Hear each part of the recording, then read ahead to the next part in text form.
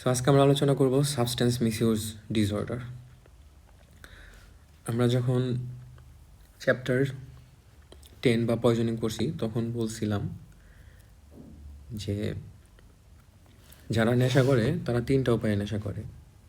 এক, তারা নেশা করে সেন্ট্রাল নার্ভাস সিস্টেমকে হয় ডিপ্রেশন বা ডিপ্রেসড করতে, যেমন হচ্ছে সিডেশন, ঘুমের ওষুধ বা অন্যান্য যেই সাবস্টেন্স যেমন বেনজোডায়াজিপিন, অ্যালকোহল, বারবিচুরেট। 2 নম্বরে আছে কি, তারা সিএনএসকে স্টিমুলেট করে, যেমন হচ্ছে ইয়াবা, কুকেন। আর 3 নম্বর প্রসেসটা হচ্ছে তারা হ্যালোসিনেট করে সিএনএসকে। হ্যালোসিনেশন কীভাবে বা কোন সকল ড্রাগ নিলে হয় এটা মোস্ট ইম্পর্টেন্ট উদাহরণ হচ্ছে গাঁজা বা ক্যানাবিস ইন্ডিকা। ওকে, তাহলে দেখি এখানে বলছে সাবস্টেন্স মিসইউজ ডিসঅর্ডার। আমরা যেহেতু আলোচনা করছি হয় সেন্ট্রাল নার্ভাস সিস্টেমকে সিডেশন করে দিব, না হলে স্টিমুলেট করব, না হলে হ্যালোসিনেশন করব। এই 3টা হচ্ছে মেন প্রসেস। তাহলে সিডেশন করতেছি কী কী উপায়ে? 1 নাম্বার হচ্ছে আমরা তাকে হয় বেনজোডায়াজিপিন দিতেছি বা পেশেন্ট নিতেছে আর কি, সাবস্টেন্স মিসইউজ করতেছে বেনজোডায়াজিপিনের মাধ্যমে অথবা ওপিয়েডের মাধ্যমে অথবা বারবিচুরেটের মাধ্যমে। তাহলে আমরা এগুলো মনে রাখবো যে বেনজোডায়াজিপিন, ওপিওয়েড যেটা পেইন কিলার, মরফিন আর কি, তারপরে হচ্ছে বারবিচুরেট আর অ্যালকোহল। এরা ভাই ভাই, এরা মোটামুটি সেম ইফেক্ট দেয় এবং এইগুলা যারা নেশা করে তারা ইউজ করে to sedate the central nervous system. মানে মানুষ কত অদ্ভুত, তারা এমন কোনো ড্রাগ নিচ্ছে যেটার মাধ্যমে সে নিজেকে সিডেশনে ভোগাইতেছে, লাইক ঘুম পাড়তেছে। নেশা করার পর তার ঘুম পায় বেশি বেশি, এটাই তার হচ্ছে নেশা। তো এই সকল ড্রাগ নিলে কী হবে? আমরা জানি অ্যালকোহল যদি নেয় একটা পেশেন্ট, এই অ্যালকোহলের প্রতি উইথড্রল সিনড্রোম ডেভেলপ করতে পারে। যখন অ্যালকোহল খাওয়া ছেড়ে দিবে তখন তার কিছু সিমটম ডেভেলপ করবে। আবার কী হতে পারে, অনেক দিন ধরে অ্যালকোহল খাইতেছে, যার জন্য সে অ্যালকোহলের প্রতি টলারেন্স ডেভেলপ করবে। আগে যেখানে 2 প্যাক খাইলে তার মাতলামি শুরু হয়ে যেত, এখন সেইখানে 4 প্যাক খাওয়ার পরে মাতলামি শুরু হয়, 2 প্যাকে আর কিছু হয় না তার। সেম এরকম টলারেন্স এবং উইথড্রল বাকি যে ড্রাগগুলা ওপিয়েড, বেনজোডায়াজিপিন, বারবিচুরেট এদের প্রতিও ডেভেলপ করে। এদের মধ্যে সব থেকে মারাত্মক হচ্ছে বেনজোডায়াজিপিন, এবং কমনলি আমরা বেনজোডায়াজিপিন দ্বারা সাবস্টেন্স মিসইউজ করে আসছে এই রুগীগুলাই পাবো, কারণ এটা ইজিলি অ্যাভেলেবল। ফার্মেসির দোকানদারের বললেই ঘুমের ওষুধ দিয়ে দিবে, সেডিল টেডিল এইগুলা। তো এটা হচ্ছে ফ্যাটাল, কারণ ঘুমের ওষুধ বেশি বেশি খায়, যেটা আমরা দেখি যে ইয়াং নিব্বা নিব্বি 9-10 বাচ্চা মেয়েরা বা ছেলেরা ঘুমের ওষুধ ইজিলি খায় হাসপাতালে আসছে। এটা হচ্ছে ফ্যাটাল, অনেকেই মারা যায়। অ্যান্ড কী করে তারা? রেসপিরেটরি ডিপ্রেশন করে। আমরা একটু আগে আলোচনা করছি আগের অধ্যায়গুলোতে প্লাস এই অধ্যায়েও, যে এই বেনজোডায়াজিপিনগুলা কাদেরকে দিব না? 2 ধরনের পেশেন্টকে। একটা হচ্ছে যাদের রেসপিরেটরি ডিজিজ আছে, 2 যাদের লিভার ডিজিজ আছে। ঠিক আছে, কেন? কারণ বেনজোডায়াজিপিন রেসপিরেটরি ডিপ্রেশন করে, মানে শ্বাস প্রশ্বাস নেওয়ার যে রেট সেটা সে কমাই দিবে। তো এটা পেশেন্টের জন্য ক্ষতিকারক। তো এই জন্য আমরা বেনজোডায়াজিপিন রেসপিরেটরি ডিজিজের পেশেন্টগুলোকে সাধারণত অ্যাভয়েড করে থাকি। যদি এমন হয় একটা পেশেন্টকে আমি বেনজোডায়াজিপিন দিছি, আমরা তো ক্লিনিক্যালিও বেনজোডায়াজিপিন ইউজ করি না, তো বেনজোডায়াজিপিন আমি দিছি, ওভারডোজ হয়ে গেছে। অথবা এমন কোনো পেশেন্ট আসছে সে বেনজোডায়াজিপিন খাইছে সাথে অ্যালকোহলও খাইছে। আমরা বলছিলাম 2টা ড্রাগ যদি খায় যারা সিডেট করে সেন্ট্রাল নার্ভাস সিস্টেমকে, তাদের ইফেক্টটা বেশি হবে যদি একটা ড্রাগ খায় ওই পেশেন্টের থেকে। ওকে, এখন যদি এমন হয় যে বেনজোডায়াজিপিনের আমি লেখা দিছি 1 মিলিগ্রাম, যে সে ঘুমের ওষুধ হিসেবে 0.5 মিলিগ্রাম সাপোজ আমি লিখা দিছি খাবে, কিন্তু সে খায় ফেলছে 5 মিলিগ্রাম ভুলবশত। যখন খায় ফেললো তখন তার বেনজোডায়াজেপিন টক্সিসিটি ডেভেলপ করবে, তখন এই পেশেন্টকে আমি ট্রিটমেন্ট হিসেবে কী দিব, পয়জনিংয়ে পড়ছি ফুমেপিজল। তাহলে এখানে প্রত্যেকটা লাইনই ইম্পর্ট্যান্ট। এটা হচ্ছে মাস্ট টু নো, এটা হচ্ছে ফ্যাটাল রিয়াকশন দেয় must to know, tolerance withdrawal develop করতে পারে মাস্ট টু নো, আর মাস্ট আগেও একবার কোশ্চেন আসছিল, এটা হচ্ছে রেসপিরেটরি ডিপ্রেশন করতে পারে, আর কোন অ্যান্টিবায়োটিক দিব, মানে অ্যান্টিবায়োটিক না অ্যান্টিডট ফুমেপিজল, এগুলো হচ্ছে মাস্ট টু নো লাইন। আবার যেই সকল পেশেন্ট আমার ইন্ট্রাভেনাস ওপিওয়েড বা মরফিন, যেটা আমরা আইভি রুটে ইউজ করতেছি, এটা কিছু পেশেন্ট আছে যারা আর কি নেশাখোর, এরা এই ওপিওয়েডটা আইভি রুটে নেবে।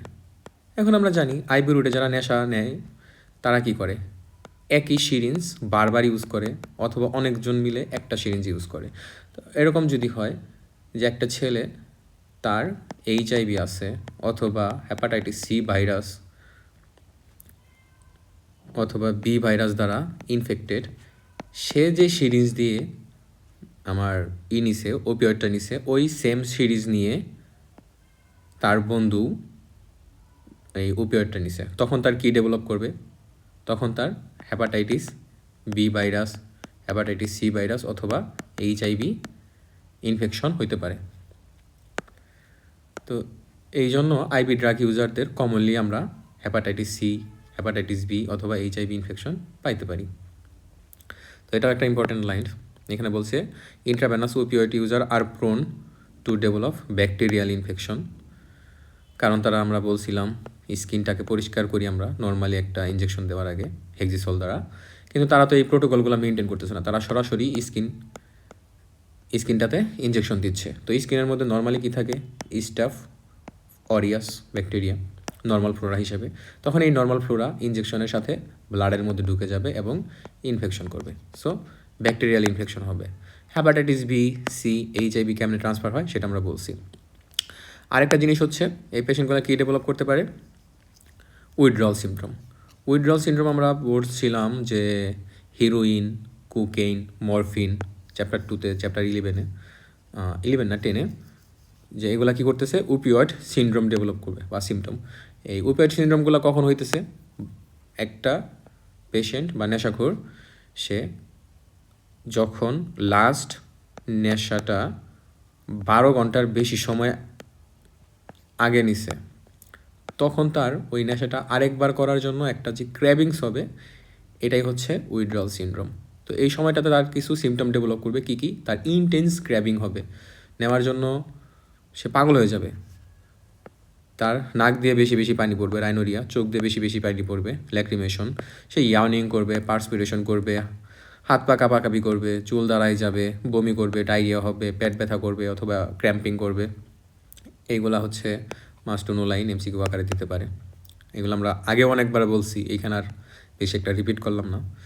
আর এক্সামিনেশন করলে পেশেন্টের আমরা কী পাইতে পারি, ট্যাকিকার্ডিয়া পাইতে পারি, হাইপার টেনশন পাইতে পারি, মিড্রিয়াসিস পাইতে পারি, আর ফেশিয়াল ফ্লাশিং। ফেশিয়াল ফ্লাশিং মানে হচ্ছে মুখ লাল হয়ে যাবে, লজ্জা পাইলে মানুষের মুখ যেমন লাল হয় ওই রকম লাল হবে। হার্ট রেট বেড়ে যাবে, পেশেন্টের বিপি বাড়বে, এবং পিপিলটা কেমন হবে, ডাইলেটেড হবে।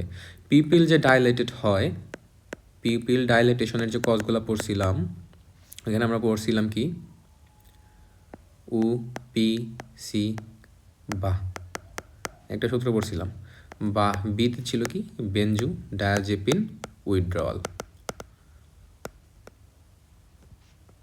ঠিক আছে, ওকে। আমার মনে হয় না আর বেশি এইখানে রিপিট করার দরকার আছে। সো সাইকিয়াট্রি পড়ার আগে আমরা অবশ্যই চ্যাপ্টার 2 এবং চ্যাপ্টার 10 পড়ব। এরপরে হচ্ছে কিছু ড্রাগ আছে যারা সিএনএসকে স্টিমুলেট করবে, এটা নেশাখোররা ইউজ করতেছে তাদের সিএনএসকে স্টিমুলেট করার জন্য। মানুষ আসলে হরেক রকমের ব্যক্তিত্বের প্রাণী, তারা সিএনএসকে স্টিমুলেট করে, মানে বেশি বেশি সজাগ থাকতে চায়, হাইপার অ্যাক্টিভিটি করতে চায় সেন্ট্রাল নার্ভাস সিস্টেমকে। যেমন অনেকেই আছে পরীক্ষার আগের রাতে ইয়াবা খায়, অথবা যারা ট্রাক ড্রাইভার তারা যাতে লং টাইম না ঘুমাইয়া গাড়ি চালাইতে পারে সেই জন্য ইয়াবা খায়। কেন? যাতে সে সহজে ঘুম না পায়। আগে যে ড্রাগগুলো ইউজ করতেছিলাম বেনজোডায়াজেপিন, অ্যালকোহল, এরা ঘুম পাড়াই দিতেছিল, বাট ইয়াবা কী করে? ঘুম নষ্ট করে, ঘুম পাড়াবে না পেশেন্টকে, বেশিক্ষণ জেগে থাকবে। এরকম স্টিমুলেন্ট ড্রাগ কী কী আছে? অ্যামফেটামিন, আরেকটা হচ্ছে কোকেন। কোকেন সম্পর্কে আমরা বলছিলাম একটা জিনিস যদি মনে রাখতে হয় সেটা হচ্ছে ইয়াং একটা পেশেন্ট আমার কাছে আসছে উইথ চেস্ট পেইন, এটা কার্ডিওলজিতে আলোচনা করব। তার একটা অলরেডি চ্যাপ্টার 10-এও আলোচনা করছি একবার। তাকে আমরা চিন্তা করব কোকেন অ্যাবিউস। কেন? কারণ কোকেনটা হচ্ছে করোনারি আর্টারি যে আছে তার স্পাজম করে। আর এই পেশেন্টকে আমরা কী দিব না? বিটা ব্লকার ড্রাগ দিব না। বিটা ব্লকার দিতেছি মানে তারা মারতেছি, এটা হচ্ছে মাস্টোনোলাইন। ওকে, তাহলে কোশ্চেন সাধারণত এমআরসিপির ক্ষেত্রে এরকমভাবে বলে যে একটা ইয়াং পেশেন্ট তার বন্ধুদের সাথে পার্টি করতেছিল, পার্টি করার পরে হঠাৎ করে সে ইনটেন্স চেস্ট পেইন ডেভেলপ করছে এবং বন্ধুদের কাছ থেকে হিস্ট্রি নিয়ে জানতে পারছো যে কোনো ধরনের মানে কোকেন টোকেন তারা ইউজ করে নাই, বাট তারা ইউজ করছে, স্বীকার করবে না। মানে এই পেশেন্টের একটা মজার বিষয় হলো যারা স্টিমুলেন্ট ড্রাগগুলো ইউজ করে এদের কি হয়? ফর্মিকেশন, যেটাকে আবার এমআরসিপিওয়ালা একটু শুদ্ধ ভাষায় বলছে হ্যাপটিক হ্যালুসিনেশন। তাহলে আমরা বুঝতেছি এটা এক ধরনের হ্যালুসিনেশন, মানে কিচ্ছু নাই তারপরেও পেশেন্ট দেখতেছে কিছু একটা আছে। এইখানে কি দেখতেছে? সে দেখতেছে তার যে স্কিন, এই স্কিনের নিচে কোনো পোকামাকড় হাঁটাহাঁটি করতেছে, যেমন অ্যান্ড অথবা অন্য পোকামাকড়। এই জন্য সে হাত দিয়ে বারবার এই স্কিনটাকে চুলকাবে। তাহলে এটা হচ্ছে একটা আনপ্লিজেন্ট ট্যাকটাইল হ্যালুসিনেশন। ঠিক আছে, ট্যাকটাইল মানে তো হচ্ছে টাচ বা চুলকানি, আমরা যেইভাবে মনে রাখি। Hallucination described as and like crawling, মনে হবে তার স্কিনের নিচে পিঁপড়া হাঁটতেছে, এই জন্য সে বারবার চুলকাবে, যেটাকে আমরা বলি ফর্মিকেশন বা হ্যাপটিক হ্যালুসিনেশন। কাদের হয়?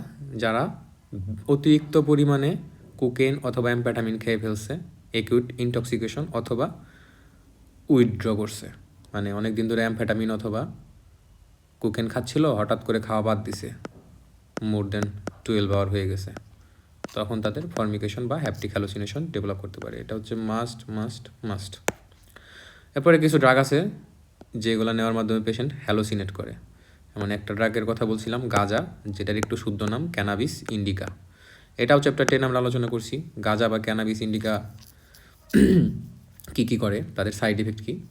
এক নম্বর হচ্ছে যারা গাঁজা খায়, মেডিকেলের অনেকেই আছে গাঁজা খায়, এদের ক্ষেত্রে আমরা কী দেখব? তারা নিজের প্রতি যত্ন নেয় না, একটু মানে এলোমেলো থাকে, চুলের ঠিক নেই, কাপড় চোপড়ের ঠিক নেই। তারপরে এরা গাঁজা খাওয়ার পরে প্রচুর পরিমাণে খাবার খাবে, কারণ তাদের অ্যাপেটাইট বেড়ে যাবে, তাদের অন্যরকম একটা ভালো লাগা কাজ করবে, ইউফোরিয়া। তো এগুলো হবে। আর কি থাকবে? একটা কনফিউশনাল স্ট্যাটাস থাকবে বা স্টেট থাকবে, সে কনফিউশনে ভুগতেছে, মাতালরা যেরকম করে আর কি। আর এখানে আমরা নাইস টু নো দিব। এরকম হ্যালোসিনেট করতে পারে কোন কোন ড্রাগ? ক্যানাবিস বা গাঁজা, এক্সট্যাসি, এলএসডি, এটা বর্তমান যুগে বড় লোকের ছেলেমেয়েদের কাছে খুবই ফেভারিট এলএসডি। তারপরে কি হইতে পারে? প্যারানয়েড সাইকোসিস হইতে পারে ইন কেস অফ হ্যালোসিনোজেন। ওকে,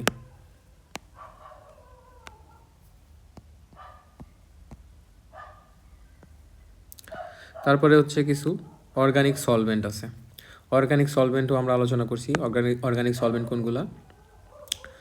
যেমন রাজধানী ঢাকা শহরে অনেক ছেলে টোকায় এদের দেখা যায় রাস্তাঘাটে পড়ে আছে। এরা কি করে? আঠা বা গ্লু, গাম যেটা, এটাকে পলিথনে ভরে, একটা পলিথনে ভরে দেন এই পলিথন নাক মুখ দিয়ে শ্বাসের মাধ্যমে সে পেটের ভিতরে ঢুকাইতেছে। ঠিক আছে, এটা যেহেতু ভোলাটাইল সাবস্টেন্স, সে কী করবে, লাংসে ঢুকবে, লাংসে ঢুকতেছে। তো এইখানে পেশেন্টের কী হবে, ইউফোরিয়া, মানে একটা ভালো লাগা কাজ করবে, মাথা ঝিমঝিম করবে বা ডিজিনেস, এটা ফ্লুটিং সেন্সেশন, হাওয়ার উপরে ভাসতেছে এরকম একটা সেন্সেশন সে ফিল করবে। এটা কাদের বেশি হয়, অ্যাডোলোসেন্স। অ্যাডোলোসেন্স কারা, 18 নিচে যারা আর কি, 13 থেকে 17 বছর এরকম। তো এদের ক্ষেত্রে মোস্ট ইম্পর্টেন্ট আমাদের যেটা মনে রাখতে হবে, এই পেশেন্টের অ্যাসফাক্সিয়েশন হইতে পারে। অ্যাসফাক্সিয়েশন মানে কি, এই যে পলিথন দিয়ে সে শ্বাস প্রশ্বাস নিতেছে, এই পলিথনের ভিতরে তো একটা সময় পর অক্সিজেন কমে যাবে, বাট সে ওইটা টানতেছে, আঠাটা বারবার শ্বাসের মাধ্যমে লাংসে ঢুকাইতেছে, তখন লাংস কী হইতেছে, অক্সিজেন কম পাইতেছে। অক্সিজেন যখন কম পাবে লাংস, তখন সারা শরীরেও অক্সিজেনের পরিমাণ কমে যাবে, এই জন্য সারা শরীর কী পাবে না, এনাফ অক্সিজেন পাবে না।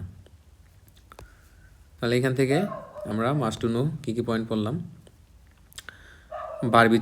বেনজোডায়াজিপিন যেটা, এই রিলেটেড সবগুলোই হচ্ছে মাস্ট টু নো, যেমন বেনজোডায়াজিপিনের অ্যান্টিডট, বেনজোডায়াজিপিনের উইথড্রল ইফেক্ট, তারপরে ওপিওয়েড যারা নেয় তাদের আইভি রুটে কী কী ইনফেকশন হতে পারে, স্টিমুলেন্ট ইউজ করি কোন কোন ড্রাগ এর মাধ্যমে, এখানে কী হইতেছে হ্যাপটিক হ্যালোসিনেশন, এইগুলো মাস্ট টু নো। দেন হ্যালোসিনোজনের মধ্যে 2-3টার নাম জেনে রাখবো, মাস্ট টু নো। আর এরা কী করতে পারে, প্যারানয়েড হ্যালোসিনেশন করতে পারে। আর অর্গানিক সলভের মধ্যে গ্লো স্নিপিং অথবা ড্যান্ডি, যেটা কী করে, অ্যাসফাক্সিয়েশন, এগুলো নাইস টু নো। এখন ডায়াগনোসিস কেমন করবো, একটা পেশেন্ট যে সাবস্টেন্স মিস ইউজ করে আসছে, যেমন যে কোনো ধরনের নেশা জাতীয় দ্রব্য খেয়ে আসছে, আমি সাসপেক্ট করতেছি, এর ডায়াগনোসিস কীভাবে করবো, ব্লাড স্ক্রিন করব বা টক্সিক স্ক্রিন। কীভাবে টক্সিক স্ক্রিন করব, হয় ইউরিনের মধ্যে আমি দেখব এই ড্রাগটা কতটুকু আছে, অথবা ব্লাডের মধ্যে দেখব এই ড্রাগটা কতটুকু আছে, এটা দিয়ে কনফার্ম করব, মাস্ট টু নো। এখন হচ্ছে ট্রিটমেন্ট, যারা হচ্ছে ওপিওয়েড বা মরফিন এইগুলা নিতেছে, এই সকল পেশেন্টের ক্ষেত্রে আমরা ম্যাথাডন ইউজ করি। যেমন তুমি যখন ওপিওয়েড ছাড়তেই পারতেছো না, তুমি তাহলে ম্যাথাডন নাও, ম্যাথাডন দিতে পারি।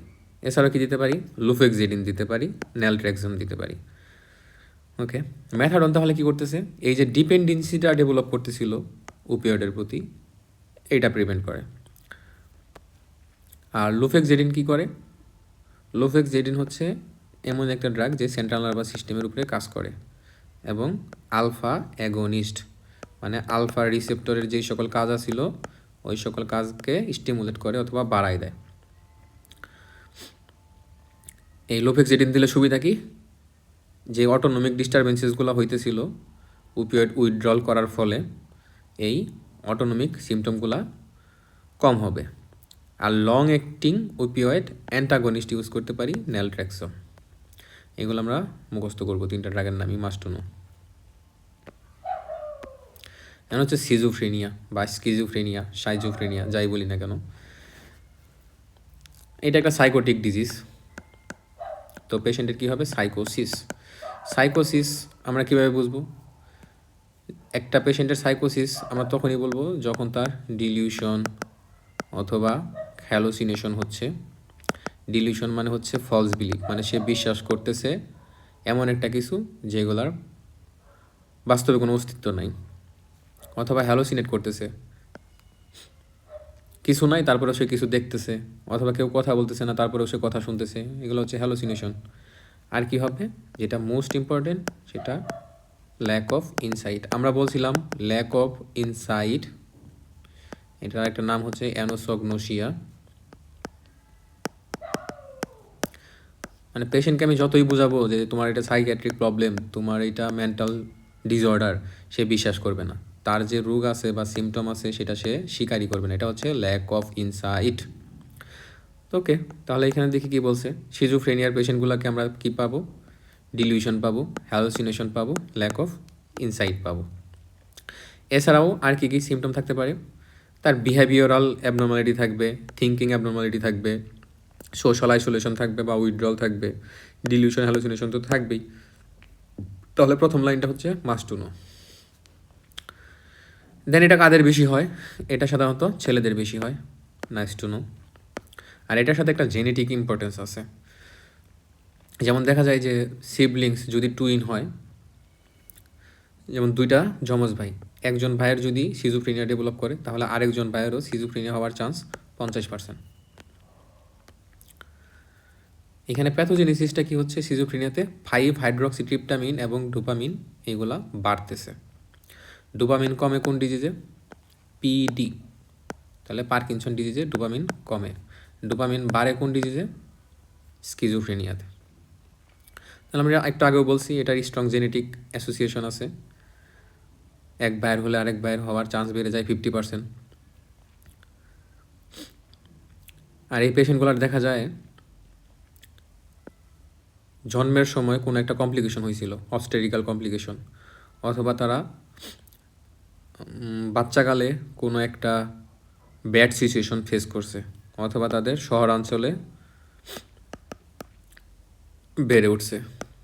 এগুলো হচ্ছে রিস্ক ফ্যাক্টর, এগুলো আমরা জেনে রাখবো। Nice to no. এই পেশেন্টকে যদি আমি ব্রেন ইমেজিং করি, এটা আমরা আগেও পড়ছিলাম, যাই হোক, ব্রেন ইমেজিং যদি করি তাহলে কী পাবো? ব্রেন সাইজটা ছোটো পাবো, বিশেষ করে টেম্পোরাল লুপটা। Nice to know. আর এগুলো প্রেসিপিটেটেড হবে, একটা সিজোফ্রেনিয়া প্রেসিপিটেটেড হবে কী কী কন্ডিশনের মাধ্যমে? যারা সোশ্যালি বেশি স্ট্রেসফুল কন্ডিশন ফেস করতেছে, যারা গাঁজা খাইতেছে, কারণ এই সকল কন্ডিশন ডোপামিন টার্নওভার বাড়ায় দেয়। তাহলে আমরা এখানে মনে রাখবো রিস্ক ফ্যাক্টর কী কী? কোনো যদি অবস্টেরিক্যাল কমপ্লিকেশন থাকে, অথবা childhood adversity, then urban upbringing. আর প্রেসিপিটেট করতেছে কে কে? Social stress, cannabis use.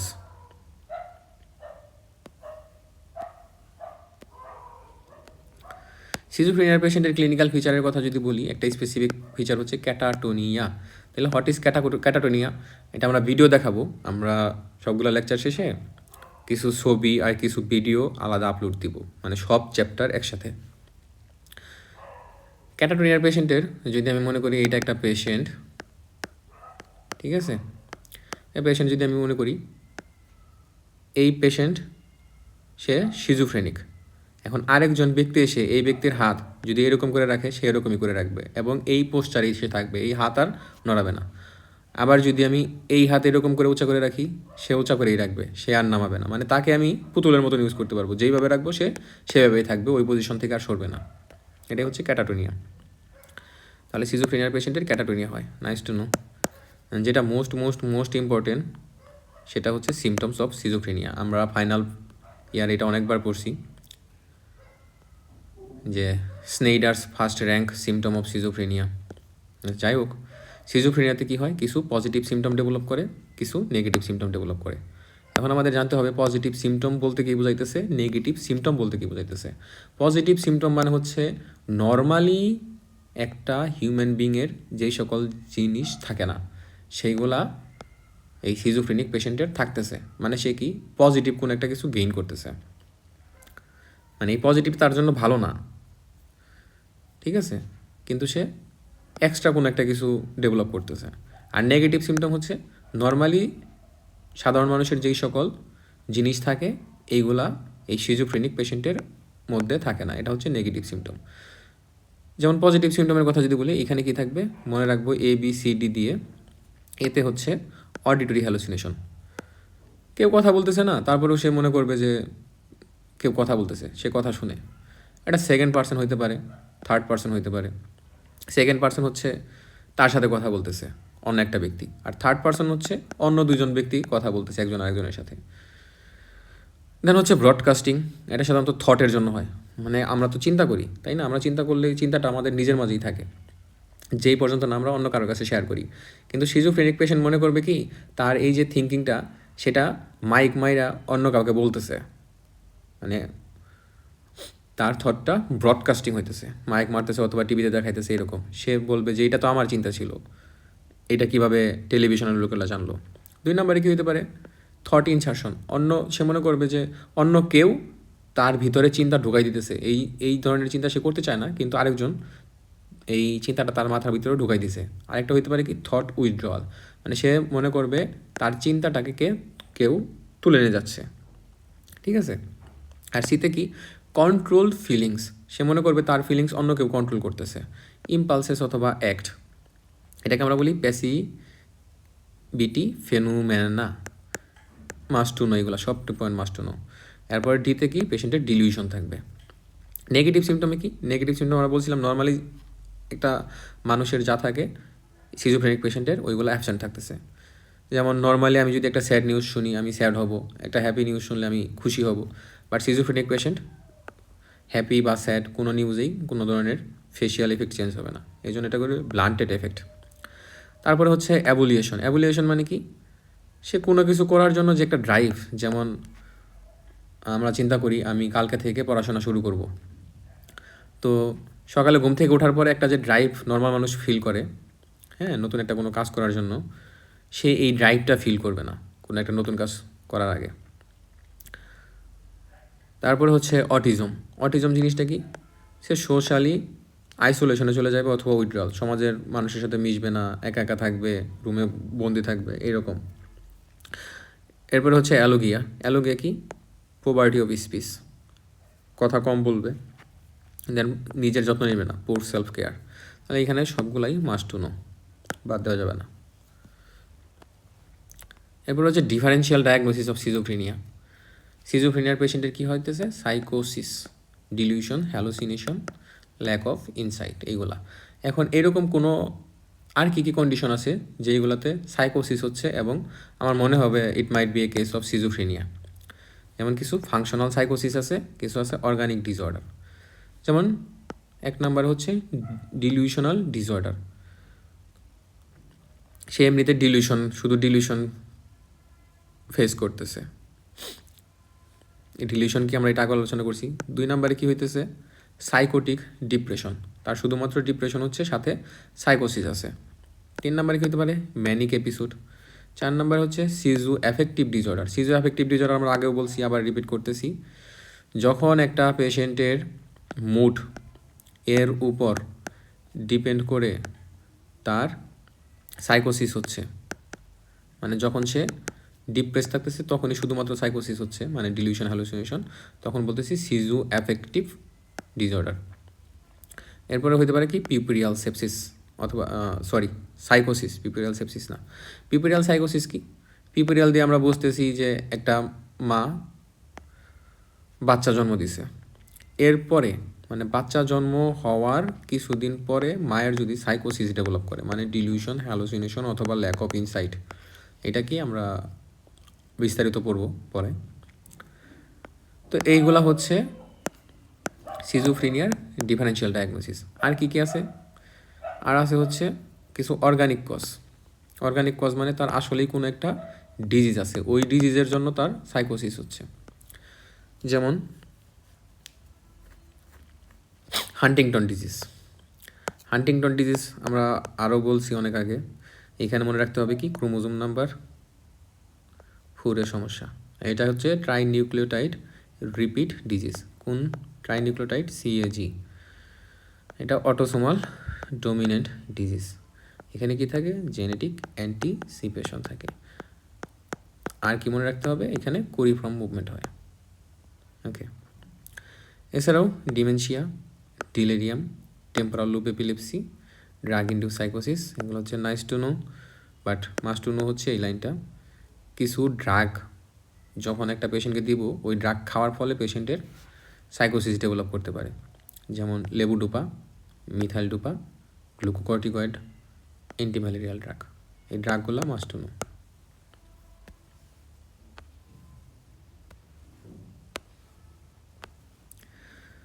তাহলে একটা পেশেন্টকে আমি ম্যানেজ করবো কীভাবে সিজোফ্রেনিয়ার।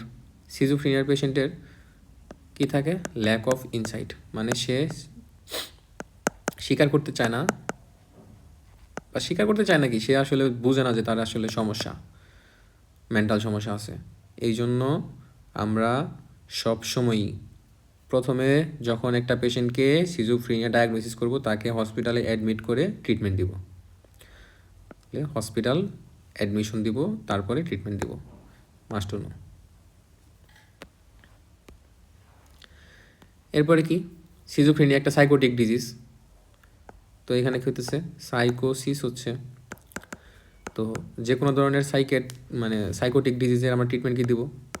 অ্যান্টিসাইকোটিক। অ্যান্টিসাইকোটিক ড্রাগ কী কী আছে? কিছু আছে ওল্ড জেনারেশন, কিছু আছে নিউ জেনারেশন ড্রাগ। যেগুলো ওল্ড জেনারেশন মানে প্রথমে আবিষ্কার করা হয়েছিল তাদেরকে বলি ফার্স্ট লাইন, আর যেগুলো নতুন আমরা আবিষ্কৃত করছি এদেরকে বলতেছি সেকেন্ড লাইন। ঠিক আছে, এরকম ফার্স্ট লাইন ড্রাগ কী কী আছে? ফার্স্ট লাইন ড্রাগ যদি আমি চিন্তা করি, একটা হচ্ছে ফেনোথায়াজিন, বিউটেরোফেনন, থায়োজেন্থিন। এর মাঝে ফেনোথায়াজিনটা আমার মাস্ট টু নো মনে রাখতে হবে। আর বিউটেরোফেননের উদাহরণ কি? হ্যালোপেরিডল। ফেনোথায়াজিনের উদাহরণ কি? ক্লোরপ্রোমাজিন। এগুলা মনে রাখতে হবে। আর সেকেন্ড জেনারেশনের ড্রাগ কী কী আছে? ক্লোজাপিন, ওলানজেপিন, কুইটেপিন, রিসপেরিডন, মাস্ট টু নো।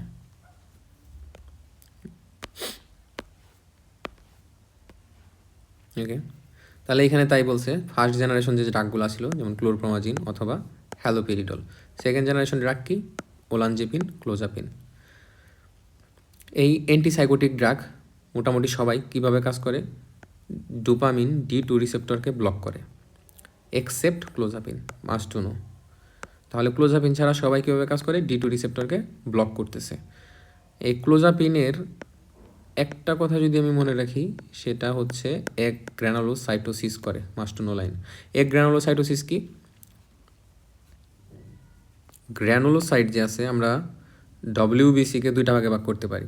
একটা তো ছিল গ্র্যানুলোসাইট আর একটা হচ্ছে এক গ্র্যানুলোসাইট। এই গ্র্যানুলোসাইটের মধ্যে কি ছিল? নিউট্রোফিল, ইউসিনোফিল, এইগুলা। তো মেনলি যেহেতু আমার WBCর মধ্যে নিউট্রোফিলই বেশি পরিমাণে থাকে, তাহলে এখানে আমরা বলতে পারি পেশেন্টের কী হবে? নিউট্রোপেনিয়া অথবা এ গ্র্যানুলোসাইটোসিস, মাস্ট অন লাইন। এই এ গ্র্যানুলোসাইটোসিস আর কী কী ড্রাগে পাওয়া যায়? 3C দিয়ে মনে রাখবো। একটা হচ্ছে এইখানে পাইলাম ক্লোজাপিন, আর একটা হচ্ছে কার্বামাজেপিন। এই কার্বামাজেপিন আমরা কোথায় ইউজ করি? এটা আমরা CNS-এ পড়ব। তারপরে হচ্ছে অ্যান্টিথাইরয়েড ড্রাগ। অ্যান্টিথাইরয়েড ড্রাগ কী কী আছে? প্রোপাইল, থায়ো, ইউরাসিল, আরেকটা হচ্ছে কার্বিমাজল। এই কার্বিমাজল দিয়ে সাধারণত এই গ্র্যানুলোসাইটোসিসটা বেশি হয়। তাহলে 3C, ক্লোজাপিন, কার্বামাজিপিন, কার্বিমাজল হচ্ছে মাস্ট টু নো, মাস্ট বলা যাবে না।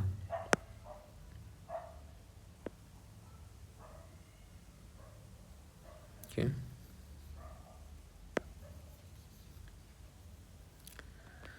এখন আমরা সাইড ইফেক্ট পড়বো। অ্যান্টিসাইকোটিক ড্রাগ একটা পেশেন্ট খাচ্ছে, ভালো কথা। খাওয়ার ফলে তার সাইড ইফেক্ট কী হতে পারে?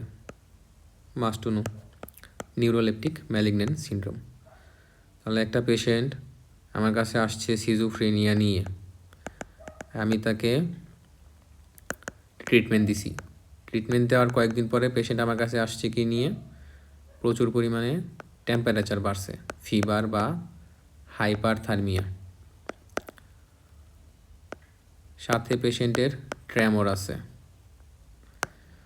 অটোনমিক নার্ভাস সিস্টেমের যে ফাংশন এগুলা বাইরে গেছে অথবা কমে গেছে, ইনস্ট্যাবিলিটি। পেশেন্টের ডিলেরিয়াম মানে পাগলামি করতেছে, একুট কনফিউশনাল স্টেট। তারপরে পেশেন্টের CPK মানে ক্রিয়েটিনিন লেভেল বেড়ে গেছে, টেম্পারেচার বেড়ে গেছে। তাদেরকে আমরা বলবো নিউরোলেপটিক ম্যালিগন্যান্ট সিনড্রোম হয়েছে। ওকে, ট্রিটমেন্ট কী দেবো? যেহেতু পেশেন্টের টেম্পারেচার বেশি বেড়ে গেছে, এই টেম্পারেচারটাকে আমাকে কমাইতে হবে। অনেক বেশি টেম্পারেচার বাড়ে, তাহলে টেম্পারেচার কমাই সাধারণত আমরা কীভাবে? একটা পেশেন্টের যদি ফিভার হয় টেম্পারেচার কমাই হচ্ছে হাইড্রেশনের মাধ্যমে। কেন? কারণ ফিভার যখন হবে অথবা হাইপারথার্মিয়া হইতেছে, ওই পেশেন্ট বেশি বেশি ঘামবে। ঘামার ফলে শরীরের থেকে পানি বের হয়ে যাবে। যখন পানি বের হয়ে যাবে তখন পেশেন্ট ডিহাইড্রেটেড হবে। এই ডিহাইড্রেশনের জন্য পেশেন্টের কী হবে? হেডেক হবে। ওকে, তাহলে পেশেন্টের যেহেতু ডিহাইড্রেশন হইতেছে, এই ডিহাইড্রেশন কারেকশন করার জন্য হাইড্রেশন দিব। আর টেম্পারেচার কমাই কীভাবে? টেম্পারেচার কমাই হচ্ছে স্পঞ্জিংয়ের মাধ্যমে, তাই না? তো এই পেশেন্টকে আমরা স্পঞ্জিং করব, বাট স্পঞ্জিং করে খুব একটা লাভ হবে না। মেইন ট্রিটমেন্ট দিতে হবে এখানে ড্যান্ট্রোলিন। তাহলে ড্যান্ট্রোলিন কী করতেছে, টেম্পারেচারটাকে কমাবে, মাস্টুনোলাইন। তারপরে হচ্ছে ব্রোমোক্রিপ্টিন দিতে পারি, মাস্টুনো ব্রোমোক্রিপ্টিন। তাহলে এইখানে বলছে হাইড্রেশন, ড্যান্ট্রোলিন, ব্রোমোক্রিপ্টিন, এগুলো হচ্ছে মাস্টুনো। তাহলে একটা পেশেন্টকে অ্যান্টিসাইকোটিক ড্রাগ শুরু করলে, রিসপিরিডন, ক্লোজাপিন, ওলানজিপিন, ফেনোথায়াজিন, এগুলো শুরু করলে তার কী হইতে পারে, শরীরের তাপমাত্রা বাড়তে পারে, ক্রিয়েটিনিন কাইনেস বাড়তে পারে, ডিলেরিয়াম হইতে পারে, অটোনমিক ইনস্টাবিলিটি হইতে পারে, যেটাকে আমরা একটু শুদ্ধ ভাষায় কী বলতেছি, neuroleptic malignant syndrome. Most important, বলা যাবে না। এছাড়া আর কি সাইড এফেক্ট হইতে পারে অ্যান্টিসাইকোটিক ড্রাগ শুরু করার ফলে, কিউটি ইন্টারভাল প্রলং হইতে পারে। আমরা বলছিলাম মানে কার্ডিওতে পড়ব, এটা হচ্ছে পি ওয়েভ, দেন পি আর সেগমেন্ট, দেন কিউ ওয়েভ, আর ওয়েভ, এস মানে কিউ আর এস কমপ্লেক্স হইল, এরপরে হচ্ছে এসটি সেগমেন্ট, দেন টি ওয়েভ। এটা তো একটা নর্মাল ইসিজি, একটা সাইকেল। এখানে কিউটি ইন্টারভাল কোথায় বলছিলাম, কিউ ওয়েভ থেকে টি ওয়েভ পর্যন্ত, এটা হচ্ছে কিউ টি ইন্টারভাল। এটা সাধারণত ফিমেলদের ক্ষেত্রে 46 সেকেন্ড আর মেলের ক্ষেত্রে 44 সেকেন্ড থাকে। আর একটা স্মল স্কোয়ার সমান সমান আমরা বলছিলাম 0.4 সেকেন্ড। ইসিজির একটা লার্জ বক্সে 5টা স্মল স্কোয়ার থাকে, এইগুলা হচ্ছে একটা স্মল স্কোয়ার। এই একটা স্মল স্কোয়ার সমান সমান টাইমিংয়ে যদি হিসাব করি 0.4 সেকেন্ড, তাহলে 44.44 সেকেন্ড, এটা সমান সমান কত, 0.4 দিয়ে যদি ভাগ করি 0.44কে, তাহলে হইতেছে 11। তাহলে এই কিউটি ইন্টারভালটা 11টা স্মল স্কোয়ারের ভিতরে থাকতে হবে। এর বেশি যদি থাকে তাহলে বলবো কিউটি ইন্টারভাল প্রলঙ্গেশন। এই কিউটি ইন্টারভাল প্রলঙ্গেশন কার্ডিওলজিতে পড়বো কোন কোন ড্রাগ দিয়ে হয়। এই ড্রাগগুলোর মধ্যে মানে মাস্টুনো, এগুলো বলা যাবে না কিউটি ইন্টারভাল প্রলঙ্গেশন কোন কোন ড্রাগে হয়। মানে যেহেতু আসতেছে আমি একবার এই সবগুলো টাচ করে দিই যাতে কোরিলেশন বা মনে থাকে যে এটা তো ওই অধ্যায়ে পড়ছিলাম। তো কিউটি ইন্টারভাল 5A দিয়ে মনে রাখবো, সেইগুলো আমি আর বিস্তারিত যাইতেছি না। ওই 5 মধ্যে একটা এ দিয়ে আমরা মানে সূত্র, একটা এ দিয়ে হচ্ছে অ্যান্টিসাইকোটিক ড্রাগ। তাহলে ফেনোথায়াজিন বা অ্যান্টিসাইকোটিক ড্রাগ যদি আমি ইউজ করি কিউটি ইন্টারভাল প্রলঙ্গেশন হবে। আর কোন কোন কন্ডিশনে বা ড্রাগে হইতে পারে cutie interval prolongation, anti arrhythmic drug, যেগুলো দিয়ে আমরা হার্টের অ্যাবনর্মাল রিদম কারেকশন করতেছি।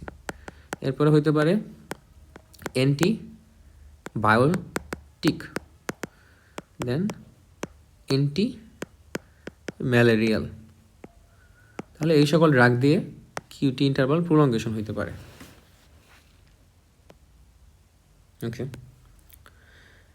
এখন একটা পেশেন্টকে আমি অ্যান্টিসাইকোটিক ড্রাগ শুরু করে দিছি, তার সাইড ইফেক্ট কী কী হইতে পারে আমরা অলরেডি কিছু পড়ছি। কি একটা হচ্ছে নিউরোলেপটিক ম্যালিগন্যান্ট সিনড্রোম, একটা হচ্ছে কিউটি ইন্টারভাল প্রলঙ্গেশন। আর কী হইতে পারে, পেশেন্টের ক্ষুধা বেড়ে যায়, বেশি বেশি খাবে, তার ওয়েট বাড়বে, এই জন্য সে কী করে, D2 রিসেপ্টরকে ব্লক করে। D2 রিসেপ্টরকে ব্লক করে দেখে তার কি হয়, এক্সট্রা পিরামিডাল সাইড ইফেক্ট হয়। আমরা জানি অ্যান্টিসাইকোটিক ড্রাগ শুরু করলে এক্সট্রা পিরামিডাল সাইড ইফেক্ট হয়, যেগুলোকে বলতেছি একিউট ডিস্টোনিয়া, অ্যাকাথেসিয়া, দেন টার্ডিভ ডিসকাইনেসিয়া, পার্কিনসনিজম। ওকে, আর এইগুলা যাতে না হয় সেই জন্য অ্যান্টিসাইকোটিকের সাথে আমরা কী দিয়ে দিই, অ্যান্টিকুলিনার্জিক ড্রাগ, যেটাকে বাজারে পাই পার্কিলিন নামে, পার্কিনিল। ওকে, এছাড়া কী হতে পারে, গাইনোকোমেশিয়া। সাধারণত ছেলেদের ব্রেস্ট গ্ল্যান্ডুলার থাকে না, ছোটো থাকে, কিন্তু এই অ্যান্টিসাইকোটিক ড্রাগ যারা খায় তাদের ব্রেস্ট মেয়েদের মতন হইতে পারে, যাকে বলতেছি গাইনোকোমেশিয়া। এবং এই ব্রেস্ট থেকে যদি মিল্ক সিক্রেশন হয় তাকে বলি গ্যালাক্টোরিয়া। তারপরে হচ্ছে কোলিনার্জিক সিস্টেমকে তারা ব্লক করতেছে অ্যান্টিসাইকোটিক ড্রাগগুলো। আমরা বলছিলাম অটোনমিক নার্ভাস সিস্টেমের দুইটা ভাগ, যে সিম্প্যাথেটিক প্যারাসিম্প্যাথেটিক। প্যারাসিম্প্যাথেটিক কাজ করে অ্যাসিটাইলকোলিন বা কোলিনার্জিক নার্ভাস সিস্টেমের মাধ্যমে, সিম্প্যাথেটিক কাজ করতেছে এপিনেফ্রিন, নরএপিনেফ্রিন, অ্যাড্রেনালিন বা নরএড্রেনালিন এগুলোর মাধ্যমে। তো অ্যান্টিসাইকোটিক ড্রাগ কী করে, কোলিনার্জিক বা অ্যাসিটাইলকোলিন এদেরকে ব্লক করে দেয়। যখন ব্লক করবে তখন প্যারাসিম্প্যাথেটিক ফাংশনটা হবে না। যখন প্যারাসিম্প্যাথেটিক ফাংশন হবে না তখন সিম্প্যাথেটিক অটোমেটিক্যালি বেড়ে যাবে। এই জন্য সিম্প্যাথেটিক ফাংশন বেড়ে যাবে। যেমন কুকুর দৌড়াইতেছি, মুখের যে স্যালাইভা এগুলো শুকাই গেছে, যে ড্রাই মাউথ পাবো, দূরের জিনিস দেখতে হবে, পিপিল ডাইলেট হবে, যার জন্য আমি ব্লারিং অফ ভিশন দেখব। দেন ইম্পর্টেন্স থাকতে পারে, তার এখন পায়খানা করার দরকার নাই, সো কনস্টিপেশন হবে। কুকুর দৌড়াইতেছে, সে তো আগে যাবে সেফ জায়গায় গিয়ে বাঁচতে, তো প্রস্রাব পায়খানা বন্ধ হয়ে যাবে, কনস্টিপেশন এবং ইউরিনারি রিটেনশন, যার জন্য এখানে পালপেবল ব্লাডার পাইতে পারি।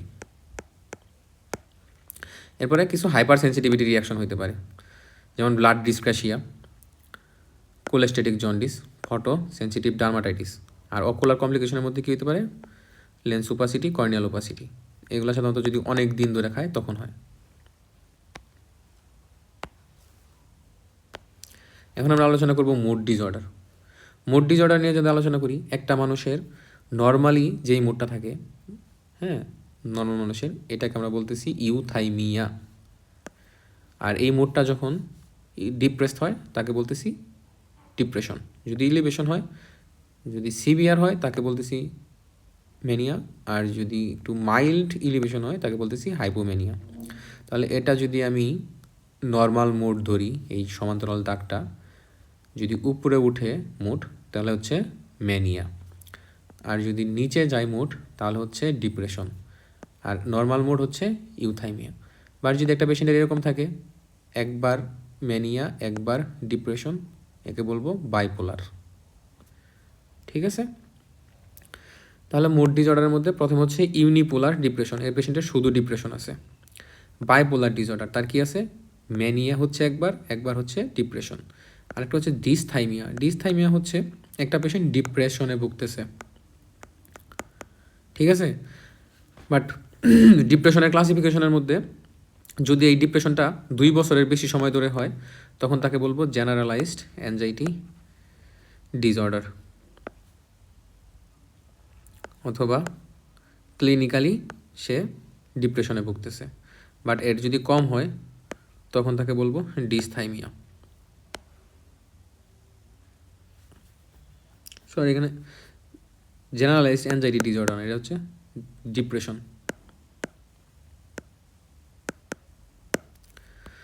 ওকে, ডিপ্রেশনের রোগীর তাহলে কি হইতেছে,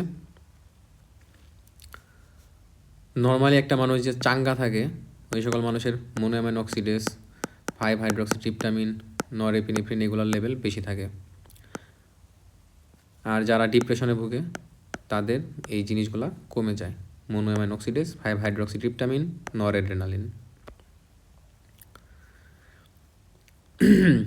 যারা ডিপ্রেশনে ভুগে এদের হাইপোথ্যালামো পিটুইটারি এক্সিসটা অ্যাবনর্মাল থাকে। তো বোঝাইতে গেলে একটু লেন্দি হয়ে যায় আর কি লেকচার। আমরা যদি চিন্তা করি হাইপোথ্যালামো পিটুইটারি এক্সিস মানে কি, ব্রেনের মধ্যে আছে হাইপোথ্যালামাস, হাইপোথ্যালামাস, এই হাইপোথ্যালামাস থেকে কিছু জিনিস সিক্রেশন হয় যেগুলা পিটুইটারি গ্ল্যান্ডে আসে, হয় ভ্যাসেলের মাধ্যমে না হলে নার্ভের মাধ্যমে। Posterior pituitary gland, anterior pituitary gland, আমরা এন্ডোক্রাইনে পড়বো এগুলা। তখন এই অ্যান্টেরিয়র এবং পোস্টেরিয়র পিটুইটারি গ্ল্যান্ড কিছু জিনিস সার্কুলেশনে রিলিজ করবে। যখন এই জিনিসগুলো সার্কুলেশনে আসবে তারা বিভিন্ন গ্ল্যান্ডের উপরে শরীরের, যেমন থাইরয়েড, প্যানক্রিয়াস, অ্যাড্রেনাল গ্ল্যান্ড এগুলোর উপরে কাজ করবে। তো যখন তারা অ্যাড্রেনাল গ্ল্যান্ডের উপরে কাজ করবে, যেটা কোথায় থাকে, কিডনির উপরে থাকতেছে অ্যাড্রেনাল গ্ল্যান্ড। এই অ্যাড্রেনাল গ্ল্যান্ডের উপরে যখন কাজ করবে, এই অ্যাড্রেনাল গ্ল্যান্ডগুলা সার্কুলেশনে অনেক কিছু রিলিজ করবে। তার মধ্যে একটা জিনিস হচ্ছে কর্টিসল অথবা গ্লুকোকর্টিকয়েড। ওকে, কর্টিসল রিলিজ করতেছে। এটা হচ্ছে নর্মাল ফেনোমেনা। এখন যখন শরীরে কর্টিসলের লেভেল বেড়ে যাবে, তখন এই কর্টিসল লেভেল কমানোর জন্য শরীর নিজে একটা নেগেটিভ ফিডব্যাক দিবে হাইপোথ্যালামাসকে। তখন হাইপোথ্যালামাস কর্টিসল রিলিজিং যে হরমোনগুলো রিলিজ করতেছিল এইগুলা কমাই দেবে। As a result adrenal gland com cortisol production করবে। যেমন আরেকটু ভালো করে যদি বলি, হাইপোথ্যালামাস থেকে আসবে কর্টিকোট্রফিন রিলিজিং হরমোন। দেন হাইপোথ্যালামাস পিটুইটারি গ্ল্যান্ডকে বলবে কি করো, অ্যাড্রেনো কর্টিকোট্রফিন হরমোন রিলিজ করো। এই অ্যাড্রেনো কর্টিকোট্রফিন হরমোন ব্লাডের মাধ্যমে অ্যাড্রেনাল গ্ল্যান্ডে গিয়ে অ্যাড্রেনাল গ্ল্যান্ডের থেকে কর্টিসল রিলিজ করলো। এই কর্টিসল যখন আমার বেড়ে গেছে, তখন শরীর বলবে না আর প্রোডাকশন করো না, সো নেগেটিভ ফিডব্যাক দিবে। তখন হাইপোথ্যালামাস সিআরএইচ বা কর্টিকোট্রফিন রিলিজিং হরমোন কমাই দিবে। অ্যাজ এ রেজাল্ট এসিটিএইচ কমবে, দেন কর্টিসলও কমবে। এটা হচ্ছে নর্মাল ফেনোমেনা। বাট যারা ডিপ্রেশনে ভুগে তাদের এইটা হবে না, এটা অ্যাবনর্মাল থাকবে। ঠিক আছে। আর এই কর্টিসল বাড়ে অনেক কন্ডিশনই, তবে একটা কন্ডিশন যদি আমাদের মনে রাখতে হয় সেটা হচ্ছে কুশিং সিনড্রোম। আমাদের মা খালারা তাদের যে কী ভূতে পাইছে, তারা কি হইতে চায়, মোটা হইতে চায়। বিয়ের পরে তাদের মোটা হইতে চায়, এই জন্য তারা বাইরে থেকে কি খায়, স্টেরয়েড খায়। যায় হাতুড়ে ডাক্তারের কাছে, ফার্মেসির দোকানদারের কাছে, দেয়া দেয় স্টেরয়েড, খায় স্টেরয়েড। স্টেরয়েড খাইলে কি হবে, বেশি বেশি ক্ষুধা লাগবে। আমরা এগুলা এন্ডোক্রাইনে পড়বো। স্টেরয়েড অ্যাপেটাইট বাড়ায় দেয়, সে হাইপার টেনশন করে, হাইপার গ্লাইসেমিয়া করে। এটা আমরা সেকেন্ড অধ্যায়ে একবার আলোচনা করছিলাম, হাইপার গ্লাইসেমিয়া করে। তাহলে এই পেশেন্টের কী হইতেছে, অ্যাপেটাইট বাড়তেছে, হাইপার টেনশন হচ্ছে, হাইপার গ্লাইসেমিয়া হচ্ছে, কুশিং সিনড্রোমের পেশেন্টের। তো ডিপ্রেশনের রোগীর হাইপোথ্যালামো পিটুইটারি এক্সিসটা ভালোভাবে কাজ করতেছিল না। আর এখানে আমরা এক্সট্রা আলোচনা করলাম কুশিং সিনড্রোম। কুশিং সিনড্রোম যেই সকল পেশেন্টের হইতেছে, এদের কর্টিসলটা ব্লাডে বেশি। এখন একে যদি আমি কি দিই, ডেক্সামিথাসন, মানে ডেক্সামিথাসন নিজেও একটা স্টেরয়েড। এই ডেক্সামিথাসন যদি সাপ্রেশন করি, তাহলে কর্টিসল লেভেলটা ফল করবে। তখন আমি ডায়াগনোসিস কনফার্ম করতে পারবো এই পেশেন্টের কুশিং সিনড্রোম আছে।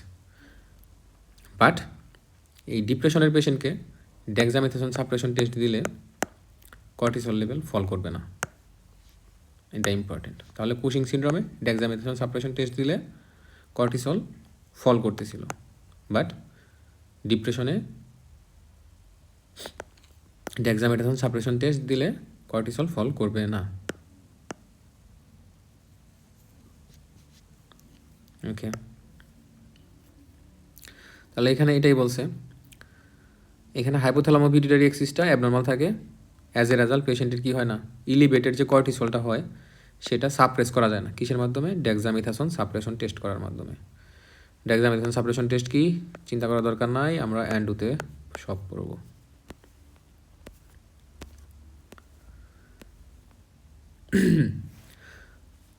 এখন কুশিং সিনড্রোম এখানে আনার উদ্দেশ্য এই সিম্পল একটা ওয়ার্ড, কুশিং সিনড্রোম। তাহলে ডিপ্রেশনের ডিফারেন্সিয়াল ডায়াগনোসিস কি, কুশিং সিনড্রোম। আরেকটা ডিফারেন্সিয়াল ডায়াগনোসিস কি, হাইপোথাইরয়েডিজম, মাস্ট টু নো।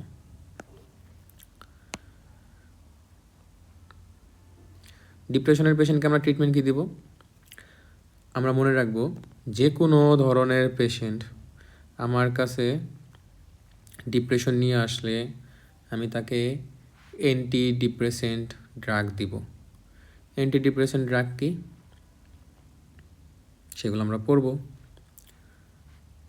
যেমন tricyclic anti depressant, selective serotonin reuptake inhibitor, selective নর অ্যাড্রেনালিন রিআপটেক ইনহিবিটর, দেন অ্যাসকেটামিন। এছাড়াও কিছু সাইকোটিক ট্রিটমেন্ট দিতে পারি, যেমন ইলেকট্রোকনভালসিভ থেরাপি, ওই যে সালমান শাহরে যেটা দিছিলাম আমরা। ওকে, আবার মনে রাখতে হবে অ্যান্টি ডিপ্রেসেন্ট ড্রাগগুলা 3 সপ্তাহ বা 21 দিনের বেশি দিলে সমস্যা, পেশেন্ট ডিপেন্ডেন্সি ডেভেলপ করে। তো 21 দিনের বেশি সহজে দিব না।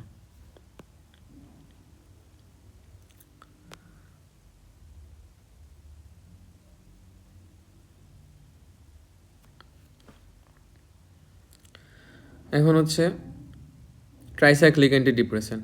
ট্রাইসাইক্লিক অ্যান্টিডিপ্রেসেন্ট কীভাবে কাজ করে? সে নর অ্যাড্রেনালিন এবং 5-হাইড্রক্সিট্রিপটামিন রিঅ্যাপটেককে ইনহিবিট করে। জিনিসটা কি? জিনিসটা হচ্ছে আমরা যদি এটা একটা নার্ভ এন্ডিং ধরি, নার্ভ এন্ডিং থেকে কি রিলিজ হয়? নর এপিনেফ্রিন অথবা 5-হাইড্রক্সিট্রিপটামিন নিউরোট্রান্সমিটার রিলিজ হইল। রিলিজ হওয়ার পরে এরা কী করবে?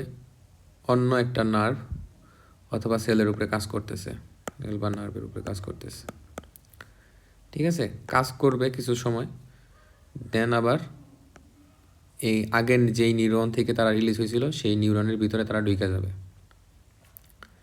এটা হচ্ছে রিঅ্যাপটেক হইতেছে এইভাবে। বা ট্রাইসাইক্লিক অ্যান্টিডিপ্রেসেন্ট যদি দিই তাহলে এই রিঅ্যাপটেকটা আমরা ব্লক করে দিতেছি। আমরা বলতেছিলাম কি প্যাথোলজিতে, মানে প্যাথোফিজিওলজিতে, একটা পেশেন্টের ডিপ্রেশন হওয়ার জন্য দায়ী তার 5-হাইড্রক্সিট্রিপটামিন, নরঅ্যাড্রেনালিন, মোনো অ্যামাইনো অক্সিডেস লেভেলটা ফল করছে। এই পেশেন্টের একটা ট্রিটমেন্ট কী হবে? এইগুলা বাড়াইতে হবে। কীভাবে বাড়াইতে পারি? হয় বাইরে থেকে এইগুলো আমি সাপ্লাই দিতেছি, না হলে ভিতরে যেইগুলা ছিল সেইগুলার কাজের যেই মানে ডিউরেশন, সেই ডিউরেশনটা বাড়াই দিতেছি। কেমনে বাড়াই দিতে পারি? একটা মেকানিজম হচ্ছে তারা তো কিছু সময় পরে ওই যেই নার্ভ থেকে রিলিজ হতেছিল ওই নার্ভে আবার রিঅ্যাপটেক হয়ে গেছে। তো এই রিঅ্যাপটেক যদি আমি ইনহিবিট করে দিই, তখন এই 5-হাইড্রক্সিট্রিপটামিন, নরঅ্যাড্রেনালিন বেশি সময় থাকতেছে না এই সিনাপটিক ক্লেপ্টে। যখন বেশি সময় থাকে তখন তারা বেশি সময় কাজ করবে, তাদের ইফেক্ট বেশি হবে, তখন ডিপ্রেশনের সিভিয়ারিটি কম থাকবে। তো এই একটা উপায় আমরা ডিপ্রেশনকে ট্রিট করতে পারি। তাহলে এটা হচ্ছে ট্রাইসাইক্লিক অ্যান্টিডিপ্রেসেন্ট কীভাবে কাজ করে সেটা বুঝলাম। এখন এই ট্রাইসাইক্লিক অ্যান্টিডিপ্রেসেন্ট কী কী আছে? নাম আমার মাস্ট টু নো, মুখস্থ করতেই হবে। Amitriptyline, dosulepin, clomipramine, imipramine. এর মধ্যে মনে রাখতে হবে dosulepin most dangerous, must to know. তো এটা আমরা একটু অ্যাভয়েড করবো ডুজোলেপিন। 2 নম্বর যে ড্রাগটা আছে সেটা হচ্ছে সিলেক্টিভ নরঅ্যাড্রেনালিন রিঅ্যাপটেক ইনহিবিটর। আর এখানে ট্রাইসাইক্লিক অ্যান্টিডিপ্রেসেন্টের একটু লাইন বাদ গেছে, সেটা হচ্ছে ট্রাইসাইক্লিক অ্যান্টিডিপ্রেসেন্ট ওভারডোজে ডেঞ্জারাস। এই জন্য ট্রাইসাইক্লিক অ্যান্টিডিপ্রেসেন্ট সাধারণত আমরা অ্যাভয়েড করি, আমরা প্রেফার করি হচ্ছে সিলেক্টিভ সেরোটোনিন রিঅ্যাপটেক ইনহিবিটর। আর যদি দিতেই হয় ট্রাইসাইক্লিক অ্যান্টিডিপ্রেসেন্ট, কাদের ক্ষেত্রে দেওয়া যাবে না? যাদের আগে থেকেই হার্ট ডিজিজ আছে, যাদের ইন্ট্রাকুলার প্রেশার বেশি বা গ্লুকোমা আছে, যাদের প্রোস্টেটের সাইজটা বড়, প্রোস্টাটিজম, এই সকল পেশেন্টকে আমরা টিসিএ অ্যাভয়েড করব। তো এটা হচ্ছে মাস্ট টু নো। টিসিএ কীভাবে কাজ করে ওইটাও মাস্ট টু নো, কী কী ড্রাগ আছে ওইটাও হচ্ছে মাস্ট টু নো। এখন হচ্ছে selective serotonin reuptake inhibitor, SSRI। Okay, most important drug. ডিপ্রেশনের রোগীকে আমরা SSRI দিতেছি। এই SSRI কী করে? কিউট ইন্টারভাল প্রলঙ্গেশন করতে পারে, হেডেক করতে পারে, নজিয়া করতে পারে, অ্যানোরেক্সিয়া, সেক্সুয়াল ডিসফাংশন। এগুলো রিডিং দিব, এত কিছু তো মনে রাখা সম্ভব না, যতটুকু আমাদের মনে রাখা যায়। 2টা জিনিস এখানে মনে রাখতে হবে, সেটা হচ্ছে সিলেক্টিভ সেরোটোনিন রিঅ্যাপটেক ইনহিবিটর হাইপোনাট্রিমিয়া করে। কীভাবে? কারণ selective serotonin reuptake inhibitor সিয়াতকে activation করে। সিয়াত কি সেটা আমরা ক্লিনিক্যাল বায়োকেমিস্ট্রিতে পড়বো, এটা অনেক লম্বা আলোচনা হয়ে যাবে। তো এখানে শুধু জেনে রাখি, সিলেক্টিভ সেরোটোনিন রিঅ্যাপটেক ইনহিবিটর হবে সিয়াতকে অ্যাক্টিভেট করবে, সিলেক্টিভ সেরোটোনিন রিঅ্যাপটেক ইনহিবিটর, যার ফলে পেশেন্টের হাইপোনাট্রিমিয়া হবে। আর যেটা মাস্ট টু নো, আমরা চ্যাপ্টার 10-এও পড়ছি, সেটা হচ্ছে সেরোটোনিন সিনড্রোম করবে। ওকে, একটু আগে আমরা পড়ছিলাম কি ট্রাইসাইক্লিক অ্যান্টিডিপ্রেসেন্ট, 5-হাইড্রক্সিট্রিপটামিন এবং নরঅ্যাড্রেনালিন রিঅ্যাপটেক ইনহিবিট করতেছে। সিমিলারলি একটা নার্ভ, সে কী করতেছে? 5-হাইড্রক্সিট্রিপটামিন অথবা সেরোটোনিন, এটা আরেকটা নাম, এটা রিলিজ করতেছে, সেটা অন্য নার্ভ বা সেলের উপরে কাজ করতেছে। এখন যদি আমি শুধু আগে তো টিসিএ দিয়ে নরঅ্যাড্রেনালিন এবং 5-হাইড্রক্সিট্রিপটামিন 2টা ড্রাগকেই রিঅ্যাপটেক ইনহিবিট করতেছিলাম, বাট এইখানে আমরা কী করতেছি, শুধুমাত্র 5-হাইড্রোক্সিট্রিপটামিন রিঅ্যাপটেক ইনহিবিট করতেছি। অ্যাজ এ রেজাল্ট পেশেন্টের 5-হাইড্রোক্সিট্রিপটামিন লেভেল বেশি থাকবে, বেশি সময় ধরে কাজ করবে। প্লাস এই পেশেন্ট যদি বাইরে থেকে এমন কোনো ড্রাগ বা কোনো খাবার খায় যেটার মধ্যে কী আছে, ট্রিপটামিন আছে, তখন পেশেন্টের চাহিদার থেকে বেশি পরিমাণ 5-হাইড্রোক্সিট্রিপটামিন লেভেল শরীরে বেড়ে যাবে। যখন বেড়ে যাবে তখন এই 5-হাইড্রোক্সিট্রিপটামিন ইনডিউসড কিছু সিমটম ডেভেলপ করবে। এইগুলাকে একত্রে আমরা বলি সেরোটোনিন সিনড্রোম। আশা করি বোঝা গেছে। ওকে, তাহলে সেরোটোনিন সিনড্রোম আর নিউরোলেপটিক ম্যালিগন্যান্ট সিনড্রোমের মধ্যে একটু গ্যাঞ্জাম লাগে। নিউরোলেপটিক ম্যালিগন্যান্ট সিনড্রোম আমরা কী বলতেছিলাম, অ্যান্টিসাইকোটিক ড্রাগ খাওয়ার ফলে যদি পেশেন্টের ক্রিয়েটিনিন কাইনেজ বাড়ে, টেম্পারেচার বাড়ে, তারপরে হচ্ছে ডিলিরিয়াম হয়, মাসল রিজিডিটি হয়, তখন আমরা বলবো তাকে নিউরোলেপটিক ম্যালিগন্যান্ট সিনড্রোম। বা যদি এমন হয় যে পেশেন্টের সিলেক্টিভ সেরোটোনিন, ওই ক্ষেত্রে তো আমার অ্যান্টিসাইকোটিক ড্রাগের হিস্ট্রি ছিল, আর যদি এমন হয় যে সিলেক্টিভ সেরোটোনিন রিঅ্যাপটেক জাতীয় ড্রাগ ইনহিবিটর খাওয়ার ফলে পেশেন্টের টেম্পারেচার বেড়ে গেছে, ডিলেরিয়াম হচ্ছে এবং এজিটেশন হচ্ছে, অটোনমিক ডিস্টারবেন্সেস হচ্ছে, সিজার হচ্ছে, তখন আমরা চিন্তা করবো সেরোটোনিন সিনড্রোম। এইখানে একটা এক্সট্রা পয়েন্ট, বাকি সবগুলো মোটামুটি ওই আগের নিউরোলেপটিক ম্যালিগন্যান্ট সিনড্রোমের সাথে মিলে, বাট এটা মিলে না, সেটা হচ্ছে নিউরোমাস্কুলার হাইপার অ্যাক্টিভিটি। তাহলে নিউরোমাস্কুলার হাইপার অ্যাক্টিভিটি থাকবে 5-হাইড্রোক্সিট্রিপটামিনে। এটা এক্সট্রা লাইন এখানে জেনে রাখবো। সিলেক্টিভ সেরোটোনিন রিঅ্যাপটেক ইনহিবিটরের একটা ড্রাগের নাম হচ্ছে সার্টালিন। এই সার্টালিনগুলো সাধারণত আমরা যাদের কার্ডিয়াক ডিজিজ আছে এদের ক্ষেত্রে ইউজ করতে পারি। এছাড়া কার্ডিয়াক ডিজিজের ক্ষেত্রে অন্য ড্রাগগুলো অ্যাভয়েড করব। সার্টালিন আবার কী করতে পারে, হাইপোনাট্রিমিয়া করতে পারে। ওকে, তাহলে সিলেক্টিভ সেরোটোনিন রিঅ্যাপটেক ইনহিবিটর কী কী ড্রাগ আছে ওইগুলো মুখস্থ করতে হবে। সিটালোপ্রাম, এসিটালোপ্রাম, পুলোজেকটিন, এগুলো ফাইনাল প্রফে অনেকবার পড়া হয়েছে, মনে হয় না আর দরকার আছে, মাস্ট টু নো। এরপর আছে কিছু মোনোঅ্যামাইন অক্সিডেজ ইনহিবিটর। এরা কী করবে, ওই আগের মতন মোনোঅ্যামাইন যেগুলা, মোনোঅ্যামাইন কোনগুলা, নরএড্রেনালিন, এপিনেফ্রিন, তারপরে এইগুলাকে যে ভাঙে এনজাইমটা মোনোঅ্যামাইন অক্সিডেজ, এই অক্সিডেজ এনজাইমকে ইনহিবিট করতেছে। ওকে, আমরা দেখি নার্ভ থেকে রিলিজ হইতেছিল নরএড্রেনালিন, 5-হাইড্রোক্সিট্রিপটামিন, এগুলা হচ্ছে মোনোঅ্যামাইন, মানে বায়োকেমিক্যালি এইগুলাকে মোনোঅ্যামাইন বলে। তো নরএড্রেনালিন, 5-হাইড্রোক্সিট্রিপটামিন, এদের সবার শেষে লাস্টে অ্যামাইন আছে না, অ্যামাইন গ্রুপ থাকে আর কি। ওকে, তো আগে আমরা বলছিলাম এরা রিঅ্যাপটেক হয়, এই রিঅ্যাপটেক ইনহিবিট করতেছিলাম টিসিএ এসএসআরআইয়ের মাধ্যমে। আরেকটা কী আছে, কিছু সময় পরে একটা এনজাইম আছে মোনো অ্যামাইন অক্সিডেজ, মাউ। এই মাউটা এই 5-হাইড্রোক্সিট্রিপটামিন, নরএড্রেনালিন এদেরকে ভেঙে দিবে, যার জন্য তারা কাজ করতে পারবে না। বাট আমরা চাইতেছি কি 5-হাইড্রোক্সিট্রিপটামিন, নরএড্রেনালিন যাতে বেশি সময় থাকে, বেশি কাজ করে। এই জন্য যেই এনজাইমটা এই 5-হাইড্রোক্সিট্রিপটামিন, নরএড্রেনালিনকে ভাঙে, ওই এনজাইমটাকে আমরা ইনহিবিট করে দিব। সো মাউ ইনহিবিটর, মোনোঅ্যামাইন অক্সিডেজ ইনহিবিটর, এটাও একটা ট্রিটমেন্ট অফ ডিপ্রেশন।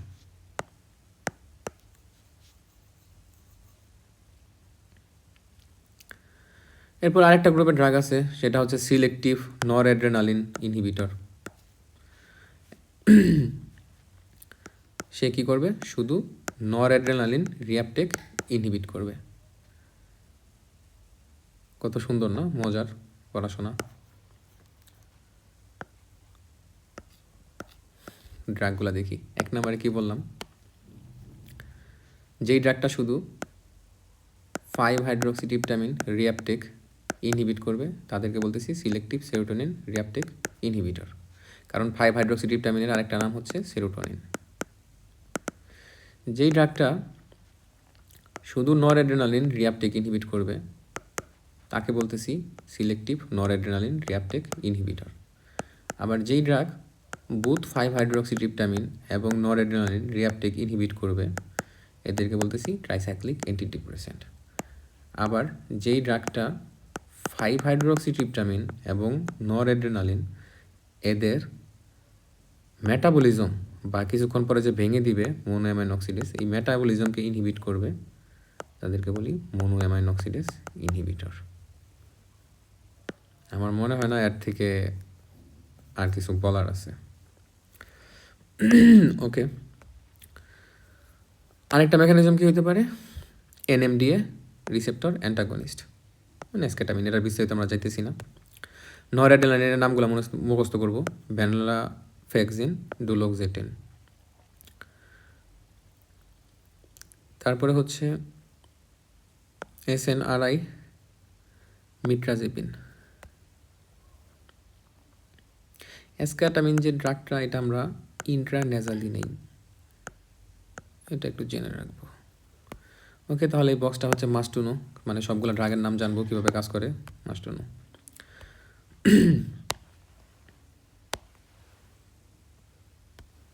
এখন আমরা পড়বো SNRI। SNRI কীভাবে কাজ করে আমরা ডিসকাস করছি, শুধু এখন ড্রাগের নাম জেনে রাখবো: ভ্যানলাফেক্সিন, ডুলোক্সেটিন, যেটা আমরা একটু বক্সেও পড়ছি, আরেকটা হচ্ছে মিট্রাজিপিন।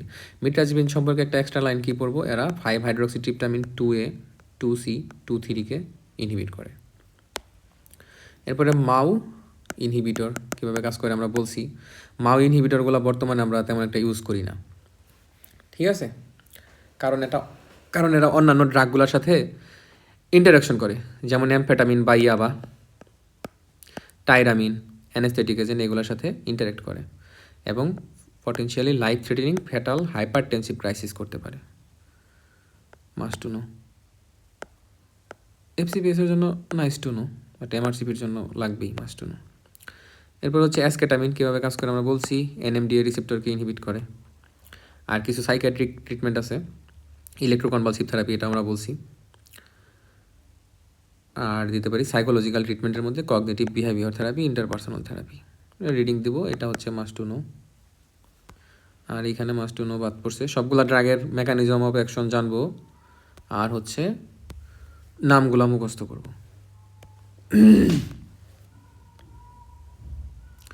তারপর হচ্ছে বাইপোলার ডিসঅর্ডার। আমরা বলছি বাইপোলার মধ্যে দুইটা পোল থাকবে, একটা হচ্ছে এলিভেটেড মোড, একটা হচ্ছে ডিপ্রেসড মোড।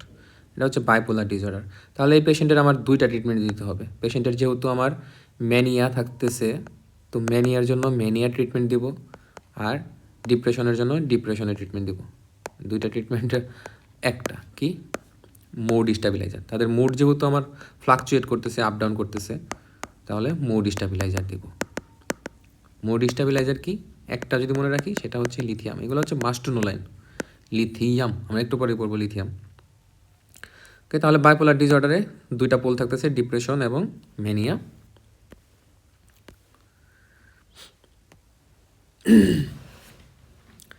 ম্যানেজ করবো কীভাবে?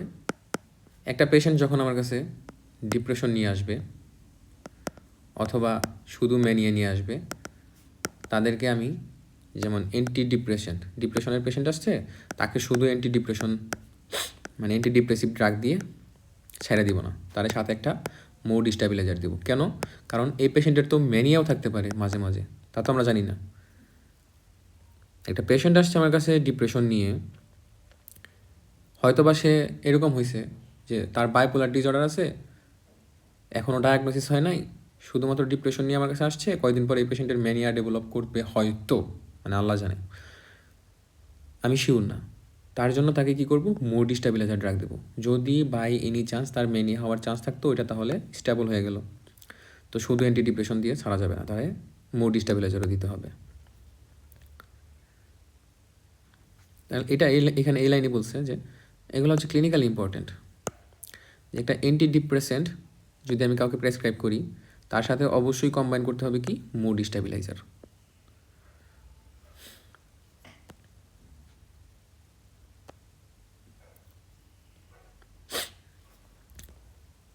এখন হচ্ছে আমরা বলছিলাম lithium most important drug. Lithium সম্পর্কে কয়েকটা লাইন আমি এখন বলবো, এইগুলা মানে মরার আগ পর্যন্ত মনে রাখতে হবে, মরে গেলে তার শেষ। তাহলে এটা হচ্ছে একটা মুড স্টেবিলাইজিং ড্রাগ। মুড স্টেবিলাইজেশনের জন্য ফার্স্ট লাইন অফ ট্রিটমেন্ট বা চয়েস, 1 নম্বর পয়েন্ট। 2 নম্বর পয়েন্ট হচ্ছে এটা আমরা রেজিস্ট্যান্ট ডিপ্রেশনে ইউজ করতে পারি। রেজিস্ট্যান্ট ডিপ্রেশন কি? একটা পেশেন্টের ডিপ্রেশন, তার অ্যান্টি ডিপ্রেশন ড্রাগ দিছি, কাজ হইতেছে না, ওই ড্রাগের প্রতি কোনো রিয়াকশন দিতেছে না সে, তখন তাকে আমি বলবো রেজিস্ট্যান্ট ডিপ্রেশন, এবং এই ক্ষেত্রে লিথিয়াম ইউজ করব। এরপরে মোস্ট ইম্পর্ট্যান্ট লাইনে হচ্ছে এর থেরাপিউটিক ইন্ডেক্স অনেক কম। আমরা বলছিলাম থেরাপিউটিক ইন্ডেক্স কম, লেস দ্যান 10, এরকম কিছু ড্রাগ আছে। মনে রাখার কৌশল হচ্ছে LA ডো, লিথিয়াম, আরও কী কী, এগুলো নিজে নিজে রিপিট করবেন, ঠিক আছে? Insulin, digoxin, opioid, warfarin, phenytoin, aminoglycoside. Therapeutic index 10-এর কম, এরকম একটা ড্রাগ হচ্ছে লিথিয়াম। এর থেরাপিউটিক ইন্ডেক্স কত? Must to know. চ্যাপ্টার 2-তে বলছিলাম 0.4 থেকে 1, বাট এইখানে বলছে 0.5 থেকে 1। ভালো কথা। এরপরের লাইন কি? এরপরে আমরা মনে রাখবো লিথিয়ামের সাইড ইফেক্ট। লিথিয়ামের সাইড ইফেক্ট কী হতে পারে? একটা পেশেন্টে আমি লিথিয়াম শুরু করছি কালকে, অ্যান্ড আজকে এই পেশেন্টের ডেভেলপ করছে হচ্ছে ট্রেমর। তাহলে সবার আগে লিথিয়াম দেওয়ার জন্য সবার আগে যেই সিমটমটা হবে, এটা এখানে একটা এক্সট্রা লাইন, এটা মাস্ট টু নো লাইন, সবার আগে যেই সিমটমটা হবে সেটা হচ্ছে ট্রেমর, হাত পা কাঁপাকাঁপি করবে। এরপরে যেই সিমটমটা ডেভেলপ করবে সেটা হচ্ছে হাইপোথার্মিয়া হতে পারে এই পেশেন্টের, মানে হাইপোথাইরয়েডিজম হতে পারে, মাস্ট টু নো লাইন। তাহলে যেই পেশেন্টের লিথিয়াম শুরু করছি তার হাইপোথাইরয়েডিজম ডেভেলপ করতে পারে, তার ক্যালসিয়াম লেভেল বাড়তে পারে, প্যারাথাইরয়েড হরমোন বাড়তে পারে। এবার FCPS পরীক্ষায় আসছিল নেফ্রোজেনিক ডায়াবেটিস ইনসিপিটাস করতে পারে লিথিয়াম, এটা নেফ্রো চ্যাপ্টারেও আছে, মাস্ট টু নো লাইন এগুলা। তাহলে লিথিয়াম দিয়ে নেফ্রোজেনিক ডায়াবেটিস ইনসিপিটাস হতে পারে, রেনাল ফেলারও হতে পারে। সো এই যেই কথাগুলো বললাম সবগুলাই হচ্ছে মাস্ট টু নো। তাহলে এটা হচ্ছে first choice of drug. Side ইফেক্টের মধ্যে ট্রেমর হবে সবার আগে, এর থেরাপিউটিক ইন্ডেক্স অনেক কম, 0.5 অথবা 0.4 থেকে 1। এ হাইপোথাইরয়েডিজম করে, ক্যালসিয়াম লেভেল বাড়ায়, প্যারাথাইরয়েড লেভেল বাড়ায়, নেফ্রোজেনিক ডায়াবেটিস ইনসিপিটাস করে, রেনাল ফেলিওর করে। এরপরে নাইস টু নো হচ্ছে লিথিয়াম একটা টেরাটোজেনিক ড্রাগ, প্রেগনেন্ট মহিলাকে লিথিয়াম আমরা দিব না।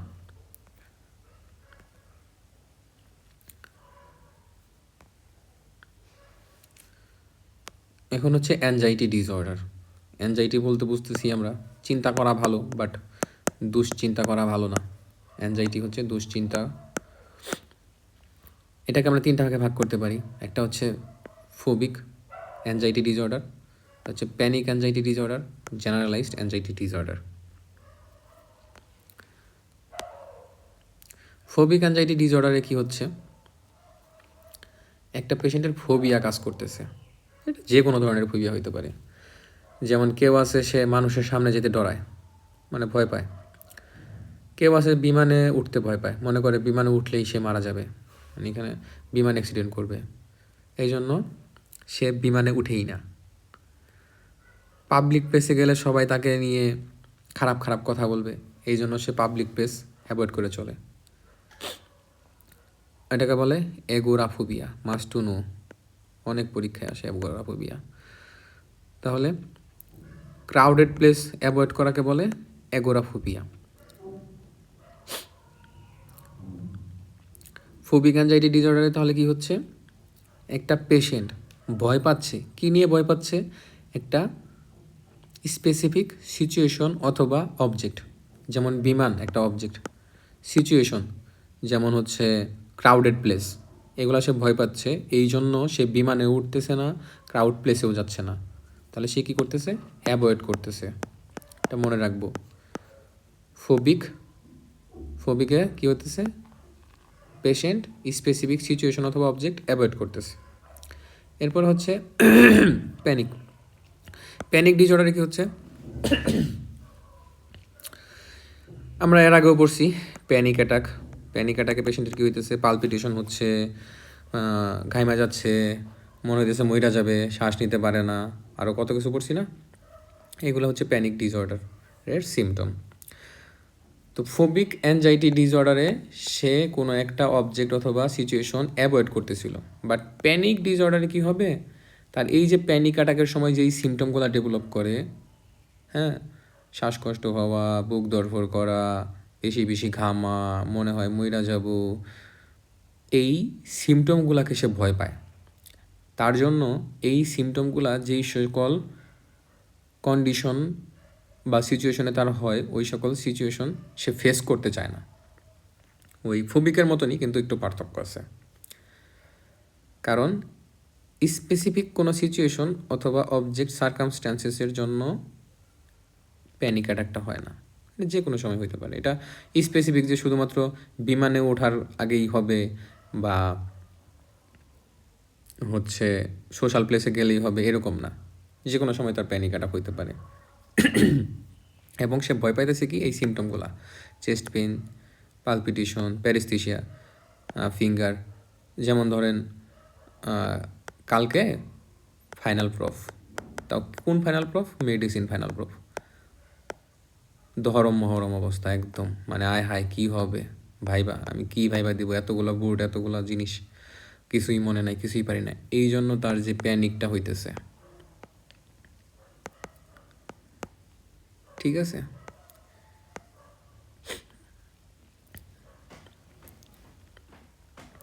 আবার একটা উদাহরণ দিতে পারি যে সে পুকুর পাড়ে সাপ দেখছে, এই জন্য সে পুকুর পাড়ে যাইতে ভয় পায়। এটাও এক ধরনের প্যানিক ডিসঅর্ডারের উদাহরণ। কারণ তখন যেই সিমটমগুলো ডেভেলপ করে, প্রথমবার সাপ যখন দেখছিল তখন যেই সিমটমগুলো ডেভেলপ করছিল, সে সাপের থেকে ওই সিমটমগুলোরে বেশি ভয় পায়, যে হায় হায় যদি আবার সাপ দেখি তাহলে এরকম আমার আবার হবে। এটা হচ্ছে প্যানিক ডিসঅর্ডার।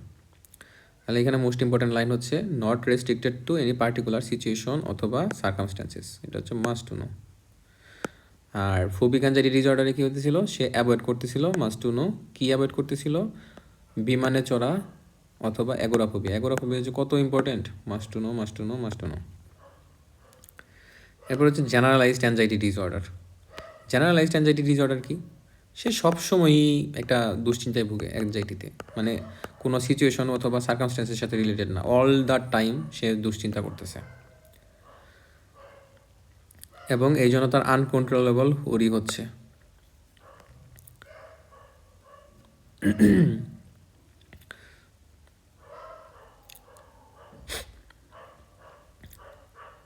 এটা ডায়াগনোসিস কীভাবে করবো? ক্লিনিক্যাল হিস্ট্রি নিয়ে এবং পেশেন্টের সিমটম জেনে, এগুলো রিডিং দিব। তাহলে এখানে একটা ইম্পর্ট্যান্ট লাইন বলছে, where a diagnosis of panic disorder is suspected. যেখানে আমি সাসপেক্ট করবো এই পেশেন্টের হয়তো প্যানিক অ্যাটাক হচ্ছে, তখন আমি পেশেন্টকে বেশি বেশি হাইপার ভেন্টিলেট করতে বলবো 1 মিনিটের জন্য। যদি হাইপার ভেন্টিলেট করার ফলে পেশেন্টের এই সিমটমগুলা, প্যানিক অ্যাটাকে যেই সিমটমগুলো হয় সেগুলো যদি হয়, তাহলে বলবো এটা একটা প্যানিক অ্যাটাক। অ্যান্ড এই স্পেসিফিক পয়েন্ট হচ্ছে এখানে রেসপিরেটরি অ্যালকালোসিস হবে। হাইপার ভেন্টিলেশন করলে রেসপিরেটরি অ্যালকালোসিস কেন হয়? এটা একটা ইম্পর্ট্যান্ট লাইন, রেসপিরেটরিতে পড়বো, বাট এখানে যেহেতু আসছে আমরা কোনো পয়েন্টই না বুঝা যাব না, ঠিক আছে? একটু বেশি সময় লাগুক, বাট এক পড়া যাতে 10 বার করে পড়তে না হয়, আর যাতে মনে না হয় আমি এটা বুঝছি না। একটা পেশেন্ট যখন হাইপার ভেন্টিলেশন করতেছে, মানে কি? আমরা বলছি শ্বাস বেশি বেশি ফালাইতেছে, শ্বাস কম নিতেছে, মানে কি? শ্বাসে তো আমরা অক্সিজেন নেই, তাহলে অক্সিজেন কম ঢুকতেছে, বাট শ্বাস বেশি ফালাইতেছে, মানে কার্বন ডাইঅক্সাইড বেশি বেশি শরীর থেকে বের হয়ে যাচ্ছে। ভালো কথা, কার্বন ডাইঅক্সাইড যখন শরীর থেকে বেশি বেশি বের হয়ে যাবে তখন কি হবে? আমরা জানি পানি কার্বন ডাইঅক্সাইডের সাথে বিক্রিয়া করে তৈরি করে কি? H2CO3, মানে কার্বনিক অ্যাসিড। তাহলে কার্বন ডাইঅক্সাইড হচ্ছে অ্যাসিড ফর্মেশনে সহায়তা করে, তাই আমরা মনে রাখবো কার্বন ডাইঅক্সাইড একটা অ্যাসিড। তাহলে হাইপার ভেন্টিলেশন যখন করতেছি তখন কার্বন ডাইঅক্সাইড শরীর থেকে বেশি বেশি বের হয়ে যাচ্ছে, অ্যাজ এ রেজাল্ট শরীরে কার্বন ডাইঅক্সাইডের পরিমাণ কমে যাবে। যখন কার্বন ডাইঅক্সাইডের পরিমাণ কমে যাবে তখন কি আর এই কার্বন ডাইঅক্সাইড পানির সাথে বিক্রিয়া করে কার্বনিক অ্যাসিড তৈরি করতে পারবে? তখন কম কম তৈরি করবে, তখন কার্বনিক অ্যাসিডের পরিমাণ কমে যাবে। তাহলে শরীরের অ্যাসিডের পরিমাণ কমে গেল। আমরা জানি শরীরের বাফার সিস্টেম কী করে? অ্যাসিড এবং বেস বা অ্যালকালি এগুলার সামঞ্জস্যতা বজায় রাখে।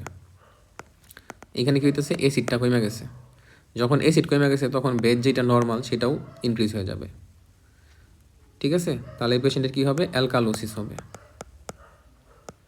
তাহলে যারা হাইপার ভেন্টিলেশন করে তাদের কি হয়? অ্যালকালোসিস। এখন এই অ্যালকালোসিসটা কেন হচ্ছে? অ্যালকালোসিস দুই ধরনের হতে পারে, একটা হচ্ছে রেসপিরেটরি আর একটা হচ্ছে মেটাবলিক যেটা সেটা হচ্ছে কিডনিজনিত কোনো কারণে যদি অ্যালকালোসিস হয় তাকে বলি মেটাবলিক অ্যালকালোসিস। আর রেসপিরেটরি বা লাংস রিলেটেড কোনো কারণে যদি অ্যালকালোসিস হয় তাকে বলতেছি রেসপিরেটরি অ্যালকালোসিস। যেহেতু এই পেশেন্টের আমার হাইপার ভেন্টিলেশন মানে বেশি বেশি শ্বাস ফেলার জন্য অ্যালকালোসিস ডেভেলপ করতেছে, তো এই পেশেন্টের কী হবে? Respiratory alkalosis. আরও একটু আলোচনা আছে, এগুলো আমরা রেসপিরেটরিতে পড়ব, বেশি লেন্দি না করি। তাহলে যখন একটা পেশেন্ট আমি বলবো হাইপার ভেন্টিলেশন করতে মানে বেশি বেশি এরকম শ্বাস ফালাবে, তখন যদি তার রেসপিরেটরি অ্যালকালোসিস ডেভেলপ করে তখন বলবো তোমার কি আছে? প্যানিক অ্যাটাক থাকতে পারে। ওকে,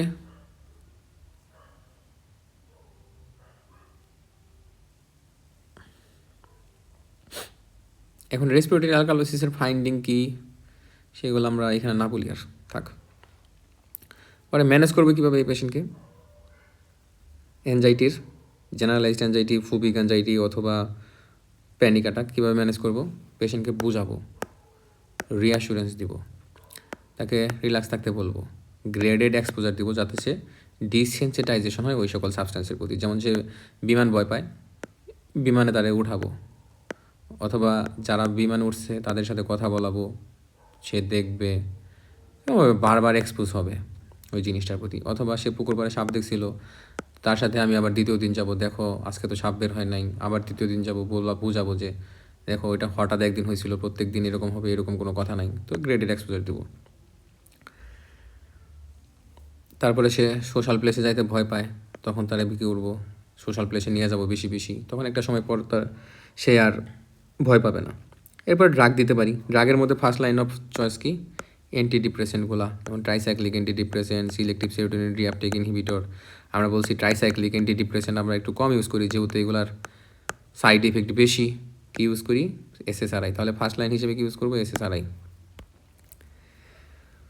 মজার বিষয় হলো একটা পেশেন্টকে আমি ট্রিটমেন্ট দিছি, যেমন অ্যাংজাইটি বা প্যানিক অ্যাটাক এগুলো হচ্ছে, তার জন্য ট্রিটমেন্ট দিচ্ছি অ্যান্টি ডিপ্রেসেন্ট, যেমন সিলেক্টিভ সেরোটোনিন রিআপটেক ইনহিবিটর। মজার বিষয় হচ্ছে এই পেশেন্টকে ট্রিটমেন্ট দিয়ে আরও অবস্থা খারাপ করতে পারি, মানে ট্রিটমেন্ট দিলে এই সিমটমগুলো দেখা যায় আরও বাড়ছে।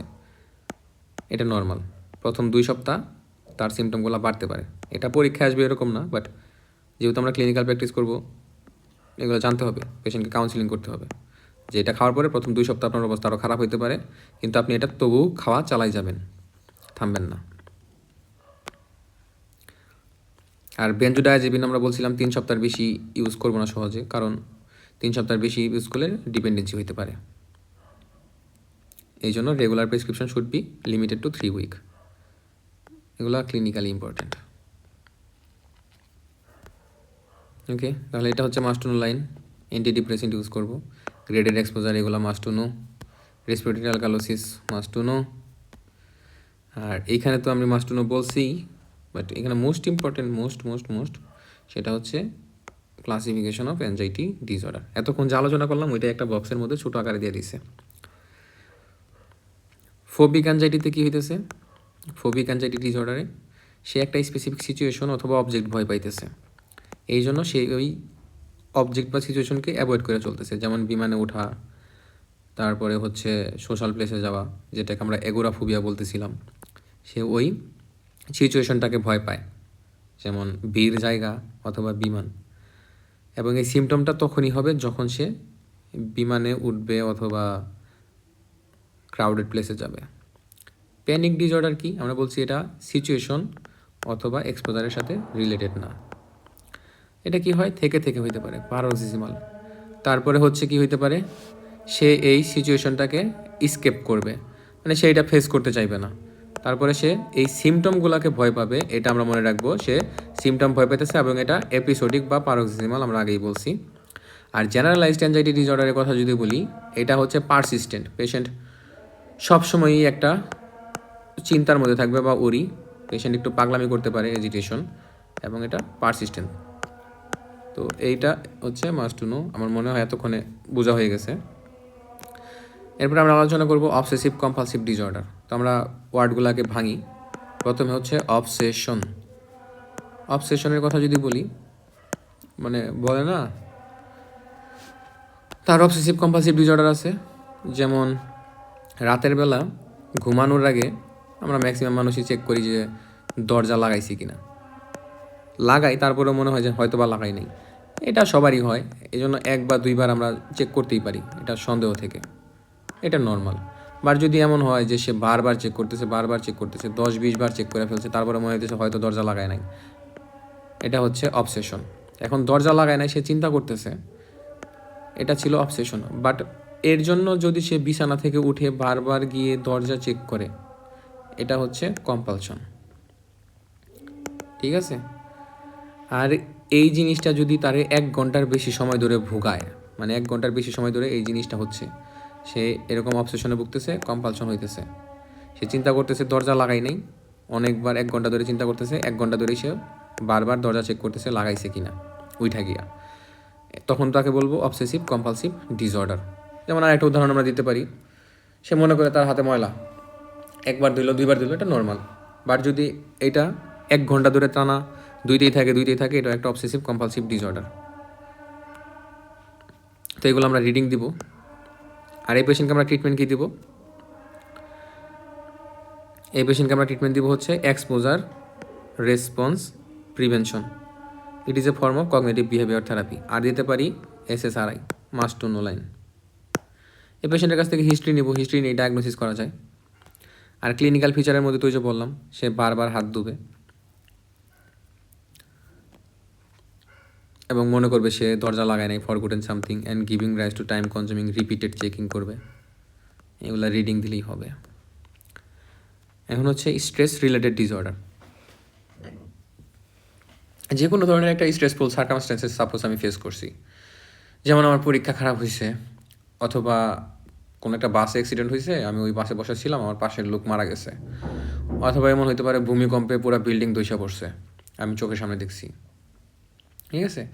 এখন এই যে জিনিসগুলা হয়েছে আমার সাথে, নেগেটিভ জিনিসগুলা স্বাভাবিক। কারোর সাথে নেগেটিভ জিনিস হলে সে কিছুদিন এটা নিয়ে ভুগবে, খারাপ লাগবে, তার বারবার ওই জিনিসটা মনে পড়বে, এটা স্বাভাবিক। এটা হচ্ছে একিউট স্ট্রেস রিয়াকশন। একটা স্ট্রেসফুল সার্কামস্টেন্সেস সে ফেস করছে, এর প্রতি তার শরীর এখন বা মানসিক অবস্থা কী রিয়াকশনটা দিচ্ছে, এটা যদি 1 মাসের কম সময় হয়, এটা নর্মাল। তাহলে একিউট স্ট্রেস রিয়াকশন 1 মাসের কম সময় থাকবে, এটা নর্মাল জিনিস। এটাকে আবার আমরা হচ্ছে না বুঝা শখ বলে থাকি। আমরা বলি না যে শখ খাইছে, শখে আছে, মানে ওটা নিতে পারে নাই শখে। এটা কিন্তু আবার মেডিকেল যে শখ, মেডিকেলি যে শখ বলি, কার্ডিওজেনিক মানে হাইপোভলিমিক, ওই সকল শখ না, এটা হচ্ছে এমনি শখ খাওয়া। তো একুইট স্ট্রেস রিয়াকশনকে আমরা শখও বলতে পারি। এখানে পেশেন্টের কি থাকে, ডেজ থাকে, মানে একটার দিকে সে তাকায় থাকে, মানে দুনিয়ার কোনো কিছু সম্পর্কে তার কোনো মাথা ব্যথা নাই, সে ওই চিন্তায় বিভোর, ভাববে হইলটা কি, তারপরে দুশ্চিন্তা করবে, এটাকে শখ হিসেবে অনেকে বলে থাকে। এরপর হচ্ছে অ্যাডজাস্টমেন্ট ডিসঅর্ডার, নতুন কোনো জিনিসের সাথে খাপ খাইয়ে নেওয়া। যেমন নতুন একটা চাকরি নিছে, ওইখানে গিয়ে খাপ খাইতে পারতেছে না, অথবা তার রিসেন্টলি কোনো একটা বড় অসুখ ধরা পড়ছে, সে ওইটার সাথে খাপ খাইয়ে নিতে পারতেছে না। যেমন কারোর কার্সিনোমা ধরা পড়ছে হঠাৎ করে, স্বাভাবিক, এখন কার্সিনোমা হয়েছে, সে কয়েকদিন পরে মারা যাবে, সে বুঝতেছে, তখন কি করবে সে? ফার্স্টে নামনেস কাজ করবে তার মাঝে, মানে মইরা জমগামি, এটা কোনো কথা? তার ইমোশনালি অসাড় থাকবে। কয়েকদিন পরে টিয়ারফুলনেস ডেভেলপ করবে, মানে খালি কাঁদবে। এরপরে কি করবে সে? এরপরে সে মৃত মানুষ দেখতে পারবে, যেহেতু সে মারা যাবে এটা চিন্তা করতেছে, তখন চিন্তা করবে যে তার আত্মীয় স্বজন যারা মারা গেছে তারা তারা ডাকতেছে, অথবা তাদের দেখবে, অথবা তাদের সাথে কথা বলতেছে, এরকম জিনিস সে ফেস করবে। তাহলে এখানে কি বলছে? অ্যাডজাস্টমেন্ট ডিসঅর্ডার হচ্ছে মেজর স্ট্রেসর সাচ আছে মেডিকেল ডায়াগনোসিস হয়েছে, সিরিয়াস মেডিকেল ডায়াগনোসিস, ওইটার প্রতি সে অ্যাডজাস্ট করতে পারতেছে না, অথবা তার ফ্যামিলির কেউ মারা গেছে, সে প্রচুর কষ্ট পাইছে, গ্রিফ রিয়াকশন হচ্ছে যেটা আর কি। তাহলে এখানে পেশেন্টের সিমটমের মধ্যে কী থাকবে? ইউজুয়ালি ডিপ্রেশনে ভুগে, দুশ্চিন্তা হইতে পারে। ওকে, এখানে কী হতে পারে? প্যাথোলজিক্যাল গ্রিপ, একটা তো ছিল ফিজিওলজিক্যাল গ্রিফ। হ্যাঁ, ফিজিওলজিক্যাল বলতে আর কি যেটা নর্মাল গ্রিফ, কেউ একজন মারা গেছে তো তার জন্য তোমার মন খারাপ থাকবেই, এটা স্বাভাবিক। বাট এখানে প্যাথোলজিক্যাল গ্রিফ হচ্ছে যেটাকে আমরা কী বলতেছি, এমন একটা গ্রিফ রিয়াকশন যেখানে পেশেন্টের ইনটেন্স অথবা পারসিস্টেন্ট কী হচ্ছে, abnormality of particular type of adjustment disorder. এনে পেশেন্টের আলটিমেটলি শুরুতে থাকতেছে ইমোশনাল নামনিং, পরবর্তীতে থাকতেছে ডিস্ট্রেস, এরপরে সরুনেস, টিয়ারফুলনেস, ঘুমাইতে পারতেছে না, ফুটিলিটি হচ্ছে, অ্যাঙ্গার হচ্ছে, বার্গেনিং করতেছে, আমার সাথেই কেন হইলো, আমি কেন মারা যাব, তারপরে ধরেন প্রেমে শেখা খায় বলতেছে কেন আমারে শেখা দিল, আমার সাথেই সব খারাপ কিছু হয়, বার্গেনিং। ওকে, তারপরে সে ডেড পার্সনের ভয়েস শুনতে পারবে, তাদের দেখবে। ডায়াগনোসিস কীভাবে করবো, তার হিস্ট্রি নেব, হিস্ট্রি থেকে জানতে পারবো তার রিসেন্টলি কোনো একটা বড় ধরনের অসুখ টসুখ হয়েছে। ট্রিটমেন্ট কী দেবো, তার কথা শুনবো, তারে রিঅ্যাসুরেন্স দিব, এক্সপ্লেন করবো, অ্যাডভাইস দিব। এরপর হচ্ছে কি পোস্ট ট্রমাটিক স্ট্রেস ডিসঅর্ডার। আমরা শখের ক্ষেত্রে কী বলছিলাম, মানে একোড স্ট্রেস ডিসঅর্ডার, এটা কিন্তু অনেক ইম্পর্টেন্ট। একোড স্ট্রেস ডিসঅর্ডারের ক্ষেত্রে আমরা বলছিলাম 1 মাসের কম সময় থাকবে, বাট 1 মাসের বেশি সময় যদি থাকে ওই দুশ্চিন্তাগুলা, যেমন কেউ একটা রুট অ্যাক্সিডেন্ট দেখছে, অথবা ছিনতাইকারী ধরছিল তাকে, অথবা ন্যাচারাল কোনো ডিজাস্টার, বন্যা, ভূমিকম্প, এইগুলা হয়েছিল, হওয়ার পরে তার এখন ভয় কাজ করতেছে, অথবা অ্যাংজাইটি কাজ করতেছে, অথবা ডিপ্রেশন কাজ করতেছে, কিছুদিন যদি থাকে এটা 1 মাসের কম, তখন তাকে আমরা বলতেছি একুইট স্ট্রেস ডিসঅর্ডার। বাট যদি এটা 1 মাসের বেশি সময় ধরে কন্টিনিউ করে, মানে 1 মাস পরে গিয়েও সে এই যে জিনিসগুলো দেখছিল বা তার সাথে হয়েছিল সেইগুলার ফ্ল্যাশব্যাক পাইতেছে, ঘুমের মধ্যে সেগুলো স্বপ্ন দেখতেছে, হঠাৎ করে স্বপ্ন কি বলে খারাপ স্বপ্ন দেখতেছে, নাইটমেয়ার, এবং তার বুকে পালপিটেশন হচ্ছে, অ্যাংজাইটি হচ্ছে, ইমোশনালি সে অসাড় বা নামনিং হয়ে যাচ্ছে, এবং সিচুয়েশনগুলো অ্যাভয়েড করে চলা যায় ট্রাই করতেছে, তখন তাকে আমরা বলবো post traumatic stress disorder, PTSD. এটা অনেক ইম্পর্ট্যান্ট, পিটিএসডি। তাহলে এইখানে এইগুলো রিডিং দেবো, এটা তো আর মুখস্থ করার কিছু নাই, 2-3 বার রিডিং দিলেই মনে থাকবে,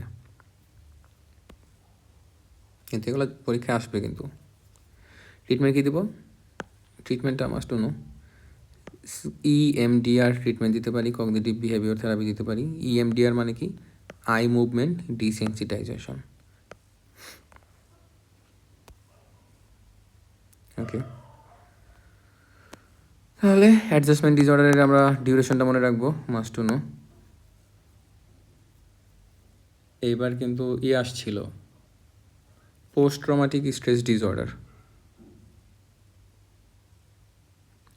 সে কী করবে, সিচুয়েশনগুলোকে অ্যাভয়েড করবে, এটা ছিল কারেক্ট অ্যান্সার আর কি।